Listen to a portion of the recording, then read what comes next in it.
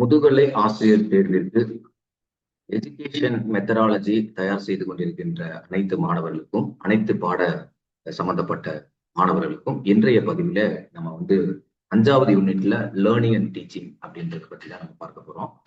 அதுல ஏற்கனவே ஒரு பதிவுல வந்து லேர்னிங் அண்ட் டீச்சிங்ல ஒரு பார்ட் நம்ம பார்த்துருக்கோம்.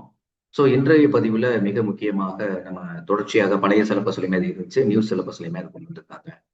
அது என்ன பார்ட் அப்படின்னு பார்த்தோம் அப்படின்னா, அதாவது கற்றல் கோட்பாடுகள், லேர்னிங் தியரிஸ் அப்படின்னு சொல்லுவாங்க. ஸோ இந்த பாடத்தை பொறுத்தளவு நான் ஏற்கனவே பதிவு பண்ணும்போது இதுல 2 காம்பனண்ட்டை பத்தி சொல்லியிருக்காங்க. ஒன்று லேர்னிங் அப்படின்றது வந்து மாணவர்களுடைய அந்த கற்றல் சம்பந்தப்பட்டதையும், டீச்சிங் ஆசிரியருடைய கற்பித்தல் சம்பந்தப்பட்டதையும் இந்த டாபிக்ல கொடுத்துருக்காங்க அப்படின்றது நம்ம சொல்லியிருக்கோம். ஸோ இப்போ ஏற்கனவே நீங்க பல மாணவர்கள் என்ன பண்றீங்க அப்படின்னா, இந்த பிஜிடிஆர்பிக்காக இந்த பாடம் தொடர்புடைய நீங்க பல்வேறு தலைப்புகள்ல ஏற்கனவே தயார் செய்திருப்பீங்க, ஏற்கனவே எக்ஸாமினேஷன் போய் எழுதியிருப்பீங்க. அதுல உங்களுக்கு சில அனுபவங்கள் இருக்கும். அந்த அனுபவங்களோட அடிப்படையில நீங்க இந்த வீடியோவை கேட்கும் போது, இப்ப ஏற்கனவே நீங்க படிச்சுட்டு போகும்போது எந்த பாயிண்ட் ஆஃப் வியூல, எந்த பார்வையில, எந்த பெர்ஸ்பெக்டிவ்ல நீங்க பார்த்துட்டு போனீங்களோ, அதை இந்த வீடியோல பார்க்கும்போது இந்த பெர்ஸ்பெக்டிவ் நீங்க கம்பேர் பண்ணும்போது, அப்போ நீங்க என்ன மிஸ்டேக் பண்ணீங்க அப்படின்றத இந்த இடத்துல உங்களால எப்படி மிஸ்டேக் பண்ணீங்க, அப்ப நம்ம எந்த இடத்துல வீக்னஸா இருக்கோம், எப்படி நம்ம கவர் பண்ணா இதை வந்து நம்ம கொண்டு போக முடியும் அப்படின்றத, அதிகமான மதிப்பெண் பெற முடியும் அப்படின்றத உங்களால பெற முடியும், அனுபவமா பெற முடியும். பொதுவாகவே நல்லா தெரிஞ்சுங்க, என்னுடைய டீச்சிங்கை பொறுத்தவரை நான் தெளிவா சொல்லிட்டேன். அதாவது வந்து சில வீடியோக்களுக்கு வந்து நான் காம்ப்ரிஹென்சிவ் வீடியோன்னு கொடுப்பேன். அந்த காம்ப்ரிஹென்சிவ் வீடியோ அப்படின்னு பார்க்கும்போது விரிவான எல்லா தகவலுமே அதுக்கு உள்ள வந்துடும். சில வீடியோ கான்டென்ட் வந்து பார்ட் பை பார்ட்டா கொடுப்பேன். அப்ப அதுல வந்து ஒரு பார்ட் மட்டும் பார்க்கும்போது நம்மளுக்கு முழுமையாக தகவல்களை பெற முடியாது. அடுத்தடுத்த பார்ட்டை பார்க்கும்போது தான் உங்களுக்கு தகவல்களை பெற முடியும். அதனால அடுத்த பார்ட்டை நீங்க வந்து ஃபாலோ பண்ணும்போது அந்த குறிப்பிட்ட இதுல இப்ப மைக்ரோ டீச்சிங்ல நம்ம ஏற்கனவே இதுல கூட குரூப்ல கொடுத்துருந்தாங்க. மைக்ரோ டீச்சிங்ல நீங்க வந்து ஒரு பார்ட் முடிச்சிருக்கீங்க, செகண்ட் பார்ட்டுக்கு என்ன ஃபாலோ பண்ணல அப்படின்னு கொடுத்துருக்காங்க. நான் அதை கண்டிப்பா நீங்க என்ன ஃபீட்பேக் கொடுக்குறீங்களோ அதை கண்டிப்பா நான் வந்து ரிவ்யூ பண்ணுவேன். அதுக்கு ஏத்தாப்புல தான் உங்களுக்கு நான் கொண்டு போவேன். ஏன்னா இன்னும் நம்மளுக்கு வந்து டைம் அந்த 28ஆம் தேதியை மறுபடியும் நமக்கு மாத்திருக்காங்க. அதனால அதுக்குள்ள நீங்க எக்ஸாமினேஷனுக்கு கடைசி போற 15 நாளைக்கு முன்னாடியே உங்களுக்கு தேவையான கான்டென்ட், அதாவது யூடியூபர்ஸுக்கான கான்டென்ட்டை வந்து நான் கொடுத்துருவேன். 2வது பாயிண்ட் என்ன அப்படின்னா, இப்ப சில பேர் என்னுடைய அந்த ரிவ்யூல என்ன கொடுத்துருக்காங்க அப்படின்னு பார்த்தோன்னா, அவங்க வந்து நீங்க என்ன புக்கு ரெஃபர் பண்றீங்க சார், அந்த புக்கையும் ரெஃபர் பண்ணுங்க அப்படின்றத சொல்லியிருக்காங்க. பல யூடியூபர்ஸ் வந்து உங்களுக்கு பல சென்டர்ஸ் மையம் சம்பந்தப்பட்டவங்க இதை பத்தியான என்ன புக்கு நீங்க ரெஃபர் பண்ணணும் அப்படின்றது சொல்லியிருக்காங்க. ஆனா இதை பொறுத்தளவு என்னுடைய ஏற்கனவே ஒரு வீடியோ பதிவுல இந்த புத்தகங்கள் தொடர்புடைய சில தகவல்களை நான் பாடங்களோட சேர்த்து பதிவு பண்ணேன். முதல்ல பார்த்தோம் அப்படின்னா, எஜுகேஷன் சைக்காலஜி அப்படின்ற ஒரு மெயின் கான்டென்ட்டை மட்டுமே வச்சு உள்ள நம்ம போனோம். அப்ப எஜுகேஷன் கான்டென்ட்ல முக்கியமா வந்து எஸ்கே மங்கள் புக்கு அப்படின்ற ஒரு பாயிண்ட் ஆஃப் வியூல நம்ம போனோம். அப்ப எஸ்கே மங்கள் புக்கு தொடர்புடைய இன்னும் சில புத்தகங்கள் அவரே வந்து அந்த எஜுகேஷன் சைக்காலஜிலே ஜென்ரல் சைக்காலஜின்னு எழுதியிருக்காரு. அதே மாதிரி சைக்காலஜி அப்படின்றது பார்ட்ல வெவ்வேறு தலைப்புகள்ல அவர் புத்தகம் எழுதியிருப்பார். அது எல்லாமே உங்களுக்கு தெரியும் ஆல்ரெடி.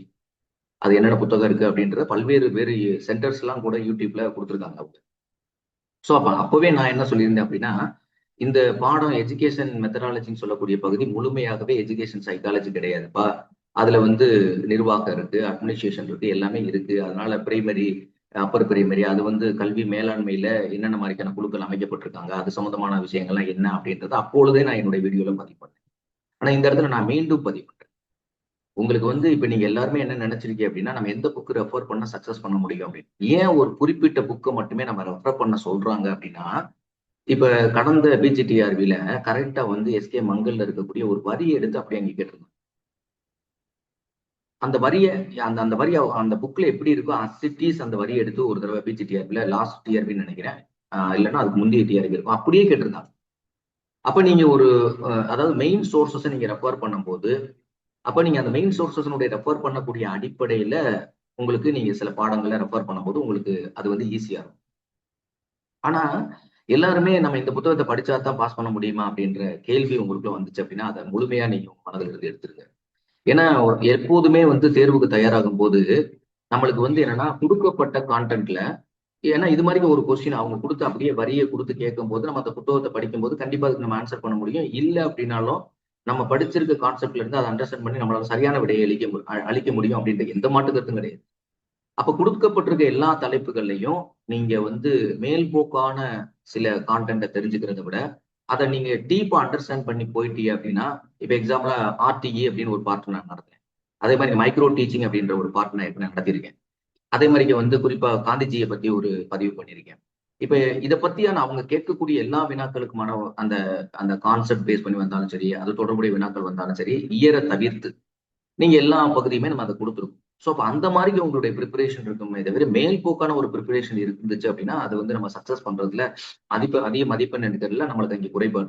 அப்போ முதல்ல நீங்க ஃபர்ஸ்ட் மனசுல இருந்து என்ன தெரிஞ்சுங்க அப்படின்னா, கொடுக்கப்பட்டிருக்க 10 யூனிட்ல இருக்கக்கூடிய எல்லா தலைப்புகளையும் நான் டீப்பா அண்டர்ஸ்டாண்ட் பண்ணியிருக்கேன். டீப்பா எந்த வினாக்கள் கேட்டாலும் நான் என்னால ஆன்சர் பண்ண முடியுமா அப்படின்றது. ஸோ இதே இதுல ஒரு உதாரணத்துக்கு நான் சொல்றேன். இதே லேர்னிங் அண்ட் டீச்சிங்ல நீங்க ப்ரீவியஸ் இயர்ல ஒரு கொஸ்டின் கேட்டிருந்தாங்க. எப்போதுமே இதை படிக்கக்கூடியவங்க என்ன பண்ணுவாங்க அப்படின்னா, அந்த அந்த என்னென்ன லேர்னிங் தியரிஸ் இருக்கு, 2 விதமான கேட்டகரிகளும் நம்ம லேர்னிங் தியரிஸை கொண்டு வரோம். அது என்ன அப்படின்றது எஸ்ஆர் பாண்ட், அதாவது ஸ்டிமுலஸ் அண்ட் ரெஸ்பான்ஸ் கனெக்ஷன் விட்டிய வலுப்படுத்த மாதிரி இருக்கக்கூடிய சில தியரிகள் சொல்றாங்க. அதுக்கடுத்து பார்த்தோம் அப்படின்னா குறிப்பா வந்து இந்த காக்னிட்டிவ் பேஸ் பண்ணி வரக்கூடிய தியரி பத்தி சொல்றாங்க. ஸோ இது வந்து என்ன அப்படின்னா, இதை பேஸ் பண்ணி தான் சில தியரிஸ் அவங்க ஃப்ரேம் பண்றாங்க. அது ஃபீல்டு தியரின்னு சொல்றாங்க. இதை வந்து எஸ்ஆர் பாண்ட் தியரின்னு சொல்றாங்க, அல்லது ஃபீல்டு தியரி, அது காக்னிட்டிவ் தியரின்னு கூட இன்னொரு பேர் அதை பத்தி சொல்றாங்க. அப்ப நம்ம இந்த பாயிண்ட்டை வச்சு ஒரு தடவை கொஸ்டின் கேட்டிருந்தாங்க. ஆனா நம்ம எல்லாரும் என்ன பண்ணுவோம் அப்படின்னா, ஒரு தியரியை படிப்போம், பட் இந்த தியரி எந்த தியரிக்கு கீழே வருது, எந்த கோட்பாடுக்கு கீழே வருது. ஏன்னா இப்ப தியரிஸ்ன்னு பார்த்துட்டோம், அது 2 கோட்பாடுக்குள்ள பிரிக்கிறாங்க உளவியலாளர்கள். அந்த ஒரு கோட்பாடு வந்து ஒரு விதமான தியரிஸும், இன்னொரு கோட்பாடு அது வந்து ஸ்டிமுலஸ் அண்ட் ரெஸ்பான்ஸை பேஸ் பண்ணி வரக்கூடியது எல்லாமே அதுல கொண்டு வந்துட்டாங்க. ஸோ காக்னிட்டிவ் பேஸ் வரக்கூடியதை ஒரு கேட்டகரிக்குள்ள கொண்டு வர்றாங்க. அப்ப அதை நம்ம சரியா இதான் டெப்த் கொஸ்டின் சொல்றோம். அப்ப நீங்க படிக்கும் போது அந்த அடிப்படையில படிச்சா மட்டும்தான் உங்களால என்ன பண்ண முடியும், தேர்வுக்கு சரியா விடையளிக்க முடியும் அப்படின்றது. ஏன்னா இப்ப லேர்னிங் தியரிஸ், லேர்னிங் கர்வ்ஸ், அதே மாதிரி தாண்டேக்கனுடைய கற்றல் கோட்பாடுகள், இதெல்லாம் என்ன அப்படின்னா ஒரு எளிமையான டாபிக். அதே மாதிரி டிரான்ஸ்பர் ஆஃப் லேர்னிங், இந்த லேர்னிங் பார்ட்ல வரக்கூடிய மெஜாரிட்டி, அதாவது ஒரு குறிப்பிட்ட நேம் கொடுத்து அவங்களுடைய கான்செப்ட் கேட்டிருக்கிறத விட மற்ற எல்லாமே எளிமை தான். நீங்க அந்த கொஸ்டின்ல தப்பு பண்றதுக்கு வாய்ப்பே கிடையாது. இப்ப ட்ரையல் அண்ட் எரர் தியரி அப்படின்னா நீங்க ட்ரையல் அண்ட் எரர் தியரில என்ன கொடுக்க போறாங்க, நான் இதையும் நான் மறுபடியும் திருப்பி எம்பசைஸ் பண்றேன். நேற்றைய தினமும் நான் எம்பசைஸ் பண்ணியிருக்கேன். நீங்க எப்பவுமே வந்து என்னன்னா, லாஸ்ட் வீடியோல நான் எம்பசைஸ் பண்ணியிருக்கேன். எப்பவுமே நீங்க படிக்கும் போது என்ன அப்படின்னா, இந்த தியரிஸை பொறுத்தளவு வந்து நேரடியாக உங்களுக்கு வந்து பழைய டயத்துல கேட்ட மாதிரியே என்ன அனிமல் யூஸ் பண்றாங்க, இவருடைய பேர் என்ன, இவர் எந்த நூற்றாண்டுல பிறந்தாரு, எந்த நூற்றாண்டை சார்ந்தவர் அப்படின்ற பாயிண்ட் ஆஃப் கொஸ்டினை விட இது வந்து 10% தான் வாய்ப்பு. ஆனா 90% இந்த லாவை எங்க போய் அப்ளை பண்ண போறோம், எஜுகேஷன்ல எப்படி நீங்க அப்ளை பண்ண போறீங்க அப்படின்ற அடிப்படையில தான் உங்களுக்கு வினாக்களை கேட்பாங்க அப்படின்றதான் மிக முக்கியமானது. அப்ப அந்த பாயிண்ட் ஆஃப் வியூல தான் உங்களுடைய ப்ரிப்பரேஷன் இருக்கும். ஸோ அந்த அடிப்படையில் பார்த்தோம் அப்படின்னா, நீங்க இப்ப இதுல சிலபஸ் கொடுத்துருக்காங்க. இந்த சிலபஸ்ல நம்மளுக்கு எந்த பாட்டில் கொடுத்துருக்காங்க பார்த்தா, மேல உள்ள பேராகிராஃப்ல ஃபர்ஸ்ட் பேராகிராஃப்ல என்ன கொடுத்துருக்காங்க அப்படின்னா, தியரிஸ் ஆஃப் லேர்னிங் அப்படின்றத பார்த்தோம் அப்படின்னா, ட்ரையல் அண்ட் எரர் தியரி, தாண்டேக்கினுடைய முயற்று தவறி கற்றல் கோட்பாடு அப்படின்றது கொடுத்துருக்காங்க. அடுத்து வந்து கிளாசிக்கல் ஆக்க நிலையிருத்தல் கொள்கையில பேவ்லோவனுடைய கோட்பாடு கொடுத்துருக்காங்க. அடுத்து ஆப்ரன் கண்டிஷன்ஸ் ஸ்கின்னர் செயலாக்க நிலையிருத்தல் கொள்கையில அவரை கொடுத்துருக்காங்க. அடுத்து கோகுலர் அப்படின்னு சொல்லி இன்சைட்ஃபுல் லேர்னிங் தியரி, இன்னொன்று வந்து கெஸ்டால்ட் தியரி அப்படின்னு ஒரு பாட்டு கொடுத்துருக்காங்க. ஸோ இதுதான் வந்து என்ன அப்படின்னா லேர்னிங்கினுடைய தியரி சம்பந்தப்பட்ட விஷயம். ஸோ இதுல வந்து மெயினா நீங்க பிரிச்சு பார்த்தாவே ஈஸியா கண்டுபிடிச்சு, அதுக்கடுத்து மேஜரா இதுல பார்த்தோம் அப்படின்னா புதுசா ஆட் பண்ணிருக்க வந்து அந்த பிஹேவியரிசம், காக்னிட்டிசம், கன்ஸ்ட்ரக்டிவிசம், ஹியூமனிசம் அண்ட் கனெக்ஷன், இதெல்லாம் ரொம்ப சிம்பிளான ஒரு கான்செப்ட். ஆனா சரியா புரிஞ்சுக்கிட்டோம் அப்படின்னா நம்மளால ஆன்சர் பண்ண முடியும். அப்ப இது ஒரு எளிமையான பகுதி இந்த டாபிக்ல அப்படின்றத நீங்க முதல்ல புரிஞ்சுக்கணும். அதுல ட்ரையல் அண்ட் தியரிஸ் ஆஃப் லேர்னிங்ல கற்றல் கோட்பாடுகள்ல அவங்க என்னென்ன கோட்பாடுகள் சிலபஸ்ல கொடுத்துருக்காங்க அப்படின்ற அடிப்படையில் நான் கொடுத்துருக்கேன். So trial and error theory, Thorndike அப்படின்றவர் அவர் சொல்லக்கூடிய கோட்பாடு வந்து முயன்று தவறி கற்றல் கோட்பாடு. அதுலயே இருக்கு முயன்று தவறி அப்படின்னா, இடத்துல முயன்று அப்படின்னா திரும்ப திரும்ப முயற்சி பண்றாங்கன்னு அர்த்தம். திரும்ப திரும்ப இப்போ பிஜிடிஆர்ல ஒரு தடவை நான் இது பண்ணிட்டாலும் அடுத்த தடவை படிக்கிறேன், 3வது தடவை கண்டிப்பா நான் பாஸ் பண்ணிட்டேன். அப்ப தொடர்ச்சியா வந்து ஒரு கண்டினியூட்டி இருந்தா மட்டும் தான் நீங்க ஜெயிக்க முடியும் அப்படின்றதான். ஒரு தடவை தோத்த உடனே நம்ம வந்து அப்படியே டிமோட்டிவேட் ஆகி எனக்குலாம் சரி வராது அப்படின்னு நீங்க போயிட்டே அப்படின்னா கண்டிப்பா தேர்வுல சக்சஸ் பண்றதுடைய அந்த ரேட் ஆஃப் வெற்றி அப்படின்றது குறைய ஆரம்பிச்சிடும். தவறி அப்படின்னா மீண்டும் மீண்டும் சரி, அதை முயன்று தவறி அப்படின்ட்டு மீண்டும் மீண்டும் நம்ம வந்து ஒரு தப்பு நடந்தாலும் திரும்ப திரும்ப நான் பண்றேன் அப்படின்ற கட்டல் பற்றி தான் சொல்றாரு இவர். அடுத்து கிளாசிக்கல் கண்டிஷனிங் அப்படின்ற தியரியில பார்த்தோம் அப்படின்னா ஆக்க நிலையிருத்தல் கட்டல் அப்படின்னு சொல்றாங்க. இது பேவ்லோ அப்படின்ற ஒரு ருசின் சைக்காலஜிஸ்ட் இதை பத்தியான ஆய்வு பண்றாரு. அடுத்து ஆப்ரன் கண்டிஷனிங் அப்படின்னு சொல்லக்கூடியது ஸ்கின்னர். இது மட்டும் தான் வந்து இதுல எலி ஆக்சுவலா இவர் யூஸ் பண்ணுவாரு. இது வந்து ஒரு இன்ஸ்ட்ருமெண்ட் யூஸ் பண்ணி இவர் பண்ணக்கூடியது. செயல்பாடு ஆக்க நிலையிருத்தல் கற்றல் அப்படி அல்லது கற்றல் கோட்பாடு அப்படின்னு இதை சொல்றாங்க. அடுத்து இன்சைட்ஃபுல் லேர்னிங் தியரி பொறுத்தளவு கோகுலர் என்று சொல்லக்கூடிய இந்த இதுக்கு இன்னொரு தியரி இருக்கு. இன்சைட்ஃபுல் லேர்னிங் தியரி பதில் பெர்செப்சுவல் லேர்னிங் தியரின்னு கேட்பாங்க. பெர்செப்சுவல் அப்படின்னா பெர்செப்ஷன் அப்படின்னா புலன் காட்சி, கிடைக்கக்கூடிய ஸ்டிமுலஸுக்கு நம்மளுடைய சென்ஸ் ஆர்கன்ஸ் வந்து எப்படி ரியாக்ட் பண்ணுது, எப்படி ரெஸ்பான்ஸ் பண்ணுது. அதை ரெஸ்பான்ஸ் பண்ணது மீன்ஸ் வந்து புலன் ஆர்கன் ரெஸ்பான்ஸ் பண்ணாது. புலன் ஆர்கனுடைய வேலை என்ன அப்படின்னா இன்ஃபர்மேஷன்ஸ் அந்தந்த புலன்கள் ஒரு படத்தை பாக்குறோமா, அந்த படத்தை கண் வாங்கி மூளைக்கு அனுப்பும் சென்சரி நர்வ்ஸ் மூலமா. அதே மாதிரி வந்து காதுல ஒரு ஒலி கேட்கிறோமா, அந்த ரிசீவ் பண்ணிட்டு அது வந்து மூளைக்கு அனுப்பிடும். அது வந்து செய்தியை மூளைக்கு அனுப்பும். இந்த மாதிரி ஒரு பாடல் கேட்குது, இந்த பாட்டு என்ன பாட்டு அப்படின்னு அவன் மூளை கேட்கும். மூளை என்ன பண்ணும் அப்படின்னா அங்க இருக்கக்கூடிய இதோட கம்பேர் பண்ணி பார்த்துட்டு அங்க இருக்கக்கூடிய இதோட டிஸ்கிரிமினேட் பண்ணி பார்க்கும். இது ஆக்சுவலா எந்த ஒலி எந்த படத்துல வரக்கூடிய பாடல் அப்படின்னு கம்பேர் பண்ணிட்டு அப்புறம் திருப்பி உங்களுக்கு பதில சொன்னோம், இது இந்த படத்துல வரக்கூடிய பாடல் அப்படின்னு உங்களுக்கு பதில் வரும். இது வந்து மோட்டார் நர்வ்ஸ் மூலமா அந்த இம்பல்சஸ் நம்மளுக்கு கிடைக்கும். ஸோ இதான் நம்மளுடைய ப்ராசஸ். நம்மளுடைய உடம்புல, அதாவது நம்மளுடைய மூளைக்கு போகக்கூடிய எல்லா இன்ஃபர்மேஷன்ஸுமே அதை உள்ள வரக்கூடிய கேட்வே எது அப்படின்னா நம்மளுடைய 5 புலன்கள் தான். இந்த 5 புலன்கள் தான் கேட்வே. அந்த கேட்ல இருந்தா உள்ள வர முடியும். இந்த 5 புலன்களையும் ஷட் டவுன் பண்ணிட்டோம் அப்படின்னா அதை தான் நம்ம யோகம்னு சொல்றோம். 5 புலன்களை ஷட் டவுன் பண்ணி உள்ளேயே நம்மளுடைய மனதை உள்முகமா திருப்புறதுக்கு பேர் தான் யோகம், மெடிடேஷன் சொல்றாங்க. அப்ப அஞ்சு புலன்கள் 5 வழியா போச்சு அப்படின்னா நம்மளுக்கு வந்து என்ன அப்படின்னா நிறைய கான்ஃபிளிக்ட் அதிகமா இருக்கும். நம்மளுக்கு வந்து மனச்சிதறல்கள் இருக்கும், மனக்குழப்பம் இருக்கும். ஏன் இப்படின்னா இப்ப நீங்க சோசியல் மீடியாக்கள்லாம் அதிக மாணவர்கள் வந்து அவங்களுடைய சிந்தனைகள் எல்லாமே எதுல இருக்கு அப்படின்னா புறச்சிந்தனையில தான் இருக்கு. ஒரு செல் 2 செல் வச்சிருக்கான், இதை பாக்குறான் அதை பாக்குறான், மாத்தி மாத்தி அப்படி என்ன ஓட்டங்கள் வந்து அதிகரிக்கும் போது அவங்களுக்கு ஆட்டோமேட்டிக்கா வந்து மனத்தினுடைய திறமை குறைஞ்சு என்ன ஆயிருது அப்படின்னா புறவழி சிந்தனையில மனதை செலுத்தும் போது அவங்களுக்கு கான்சென்ட் பண்ண ஒருங்கிணைத்தல் திறம் அப்படின்றது கிடையாது. பாடத்துல நீங்க கவனம் செலுத்துறத விட அவங்க குறிப்பிட்ட ஒரு சோசியல் மீடியாக்களை கவனம் செலுத்துறதுக்கு அவங்களுடைய திறமை அதிகமா இருக்கும். அப்ப இதுதான் இன்னைக்கு கற்றல்ல குறைபாடு ஏற்படுவதற்கு ஒரு மிக முக்கியமான ஒரு காரணமாக இருக்கிறது. அதை பத்தி நம்ம பார்ப்போம். அடுத்த கெஸ்டால்ட் தியரி அப்படின்றது. கெஸ்டால்ட் அப்படின்ற ஒரு வந்து பார்த்தோம் அப்படின்னா அந்த கெஸ்டால்ட் வார்த்தைக்கு என்ன மீனிங் அப்படின்னா ஹோல் அப்படின்னு தான் சொல்லுவாங்க. நீங்க எந்த விஷயங்களையுமே பார்க்கும்போது முழுமையாக அது முழுமை காட்சி கோட்பாடு அப்படின்னு சொல்லுவாங்க. அந்த ஹோல்ன்ற வார்த்தையை வச்சு ஒருத்தர் கேட்டிருக்காங்க. நான் பிஜிடிஆர்பி வந்து எழுதும் போது வந்து நான் எழுதுனது வந்து 2005ல நான் எழுதினேன். 2005 எனக்கு வந்து பிப்ரவரி 23 அப்பாயின்மெண்ட் ஆக்சுவலா பிஜிடிஆர்பில நான் கிளியர் பண்ணி போறேன். அப்போ வந்து நான் வந்து 30 கொஸ்டினுக்கு 23 கொஸ்டின் அடிச்சேன். அப்ப நான் அடிச்சது. அப்பவே வந்து என்ன பண்ணுவேன் அப்படின்னா இது நான் படிச்சுட்டு இருக்கும் போதே என்கிட்ட சில முதுகலை ஆசிரியர்கள்லாம் வந்து சுவாலஜி சப்ஜெக்ட்ஸ் அதே மாதிரி வந்து பிசிக்ஸ் சப்ஜெக்ட்ஸ்லாம் என்கிட்ட வந்து கேட்பாங்க. அவங்களுக்கு நான் இதை மேத்தமெட்டிக்ஸ்லாம் என்னுடைய ஓன் சிஸ்டருக்கு அவங்க மேத்தமெட்டிக்ஸ்ல வந்து சைக்காலஜி வந்து நான் இதை பத்தி நிறைய அவங்களுக்கு சொல்லிக் கொடுக்கும் போது அவங்க போய் அதே மாதிரியே சைக்காலஜில வந்து கிட்டத்தட்ட ஒரு 18 கொஸ்டின்ஸ் அடிச்சுட்டு வந்தாங்க. இது அப்படின்னு டாபிக்ல நான் சொல்லிட்டு வந்த கொஸ்டினே அவங்க அடிச்சுட்டு வந்தாங்க. அந்த மாதிரி ஒரு சுவாலஜில ஒரு ஸ்டாப்ல பாஸ் பண்ணாங்க. இதெல்லாம் வந்து என்ன அப்படின்னா சும்மா அவங்களுக்கு கைட் பண்ண அடிப்படையில அப்ப எழுதிட்டு வந்தோன்னா அவங்க சொல்லுவாங்க, சார் நீங்க சொன்ன எல்லா கொஸ்டினுமே அப்படியே கேட்டிருந்தாங்க சார் அப்படின்னு சொல்லுவாங்க. அதே மாதிரி எங்க அக்காவங்களும் அந்த எக்ஸாம்ல பாஸ் பண்ணி அவங்க ஆக்சுவலா அவங்க பட்டதாரியா போனாங்க. பட்டதாரியில நடந்ததுல அவங்களுக்கு சைக்காலஜி இருக்கு, அந்த சைக்காலஜில ஸோ இதை பேஸ் பண்ணி அந்த சைக்காலஜி இருக்கும், கொஞ்சம் மாடிஃபிகேஷன் இருக்கும், அவ்வளவுதான். அப்போ அவங்களும் கிளியர் பண்ணிட்டு வரும்போது காரணம் வந்து இந்த சைக்காலஜி படிக்கலைன்னா நான் கிளியர் பண்ணியிருக்க முடியாது அப்படின்னு தான் சொன்னாங்க.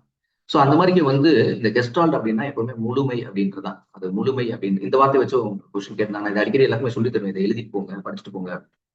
எப்போதுமே ஒரு விஷயத்தை வந்து அதுல நிறைய பிரின்சிபல்ஸ் இருக்கு, ப்ராக்சிமிட்டி பிரின்சிபல்ஸ் அந்த மாதிரி நிறைய பிரின்சிபல்ஸ் வந்து அதுல இருக்கும். ஃபிகர் கிரவுண்ட் தியரி அப்படின்லாம் நிறைய வச்சு அதுல இருக்கும். அது அது அது வந்து வெவ்வேறு டாபிக்ல நம்மளுக்கு வந்துச்சு அப்படின்னா அதை பத்தி நம்ம இப்ப கவர் பண்ணுவோம். சரியா? இந்த இடத்துல வந்து கெஸ்டால்ட் தியரி அப்படின்றது கொடுத்துருக்காங்க. சரியா? ரைட். அப்ப நான் சொன்ன ஏற்கனவே இந்த எல்லா 5 தியரியுமே நம்ம ஒரு கேட்டகரிக்குள்ள கொண்டு வரும், 2 கேட்டகரிக்குள்ள கொண்டு வர போறோம். ஸோ 5 கேட்டகரி 5யுமே அப்ப வந்து கொஸ்டின்ல ஒரு தடவை பிஜிடிஆர்ல கேட்ட கொஸ்டின், அதாவது SR bond stimulus and response connectivity இருக்கக்கூடிய தியரியில எந்த தியரி வரும் அப்படின்னு கேட்டாங்க. அப்ப இதுல வந்து எந்த தியரி வரும் அப்படின்னு பார்த்தோன்னா எக்ஸப்ட் இன்சைட்ஃபுல் லேர்னிங் தியரியை தவிர மற்ற எல்லா தியரியுமே எதுக்குள்ள வரும்? Stimulus and response. ஒரு தூண்டலை கொடுத்து துலங்களை பார்ப்பான், ஒரு ஸ்டிமுலஸ் கொடுத்து ஒரு ரெஸ்பான்ஸ் பார்ப்பான். இப்ப வந்து புலன்கள் மூலமா தான் தூண்டலை ரிசீவ் பண்ண முடியும். ஸ்டிமுலஸ் ரிசீவ் பண்ண பிறகு அதுக்கு என்ன துலங்கள் அதுகிட்ட இருந்து வருது, அது என்ன ரியாக்ட் பண்ணுது. இப்போ ஒரு பசியோடு ஒரு பூனை இருக்கு அப்படின்னா அந்த பசியோடு இருக்க பூனைக்கு உணவு கொடுக்கும். அதுதான் பசியோடு இருக்கும்போது தான் கொடுக்குறாங்க. அப்ப அந்த தூண்டல் பாக்குறாங்க, என்ன அது ரெஸ்பான்ஸ் பண்ணுது. அப்போ அதுக்கு பிடிச்ச ஒரு உணவு வெளியில இருக்கு, ஆனா பசியோடு இருக்கு அப்படின்னா அது ஒரு குறிப்பிட்ட கண்ட்ரோல்ல இருக்கு. அந்த கண்ட்ரோலை எப்படி வந்து ஓவர் கம் பண்ண முடியும்? ஒரு பாக்ஸுக்குள்ள உள்ள அடைச்சு வச்சிருக்கோம் அப்படின்னா அதை எப்படி ஓவர் கம் பண்ணி அந்த ராடை ஓப்பன் பண்ணிட்டு நம்ம வெளியில வரக்கான வாய்ப்புகள் இருக்கு அப்படின்னு சொல்லிட்டு அது வந்து முயற்சி பண்ணும். இதே மாதிரி இன்சைட்ஃபுல் லேர்னிங் தியரியிலுமே அங்க ஒரு மனித குரங்கு வந்து சிம்பான்சி என்று சொல்லக்கூடிய அந்த சுல்தான் என்ற ஒரு குரங்கு அவர் யூஸ் பண்ணுவார். அதுலயுமே அந்த குரங்கு என்ன பண்ணும் அப்படின்னா பணம் ரூப்ல இருக்கும். ஆனா உள்ள வந்து அந்த ரூப் எட்டாது. ஆக்சுவலா அதுக்கு உயரத்துல பணத்தை வந்து கட்டி தொங்க விட்டுருப்பாரு. அவர் ஜன்னல் வழியா உள்ள வெளியில இருந்து பாத்துட்டு இருப்பாரு என்ன பண்ணுது அப்படின்னு. முதல்ல பணத்தை பார்த்தா இது குரங்குக்கு சொல்லவே வேண்டியது இல்லை. அதுவும் பசி அந்த அந்த குரங்கு என்ன பண்ணும் அப்படின்னா இங்க இங்க அப்படி அப்படி சுத்தி சுத்தி பார்க்கும். கடைசியா என்ன பண்ணும் அப்படின்னா அங்க பாக்ஸ் குச்சி எல்லாம் கிடக்கும். அதெல்லாம் முதல்ல அடிக்கி பார்க்கும், பாக்ஸ் மேலே ஏறி பார்த்து தவி பார்க்கும், கிடைக்கவே கிடைக்காது. கீழே இருந்து சும்மா தவி பார்க்கும், கிடைக்காது.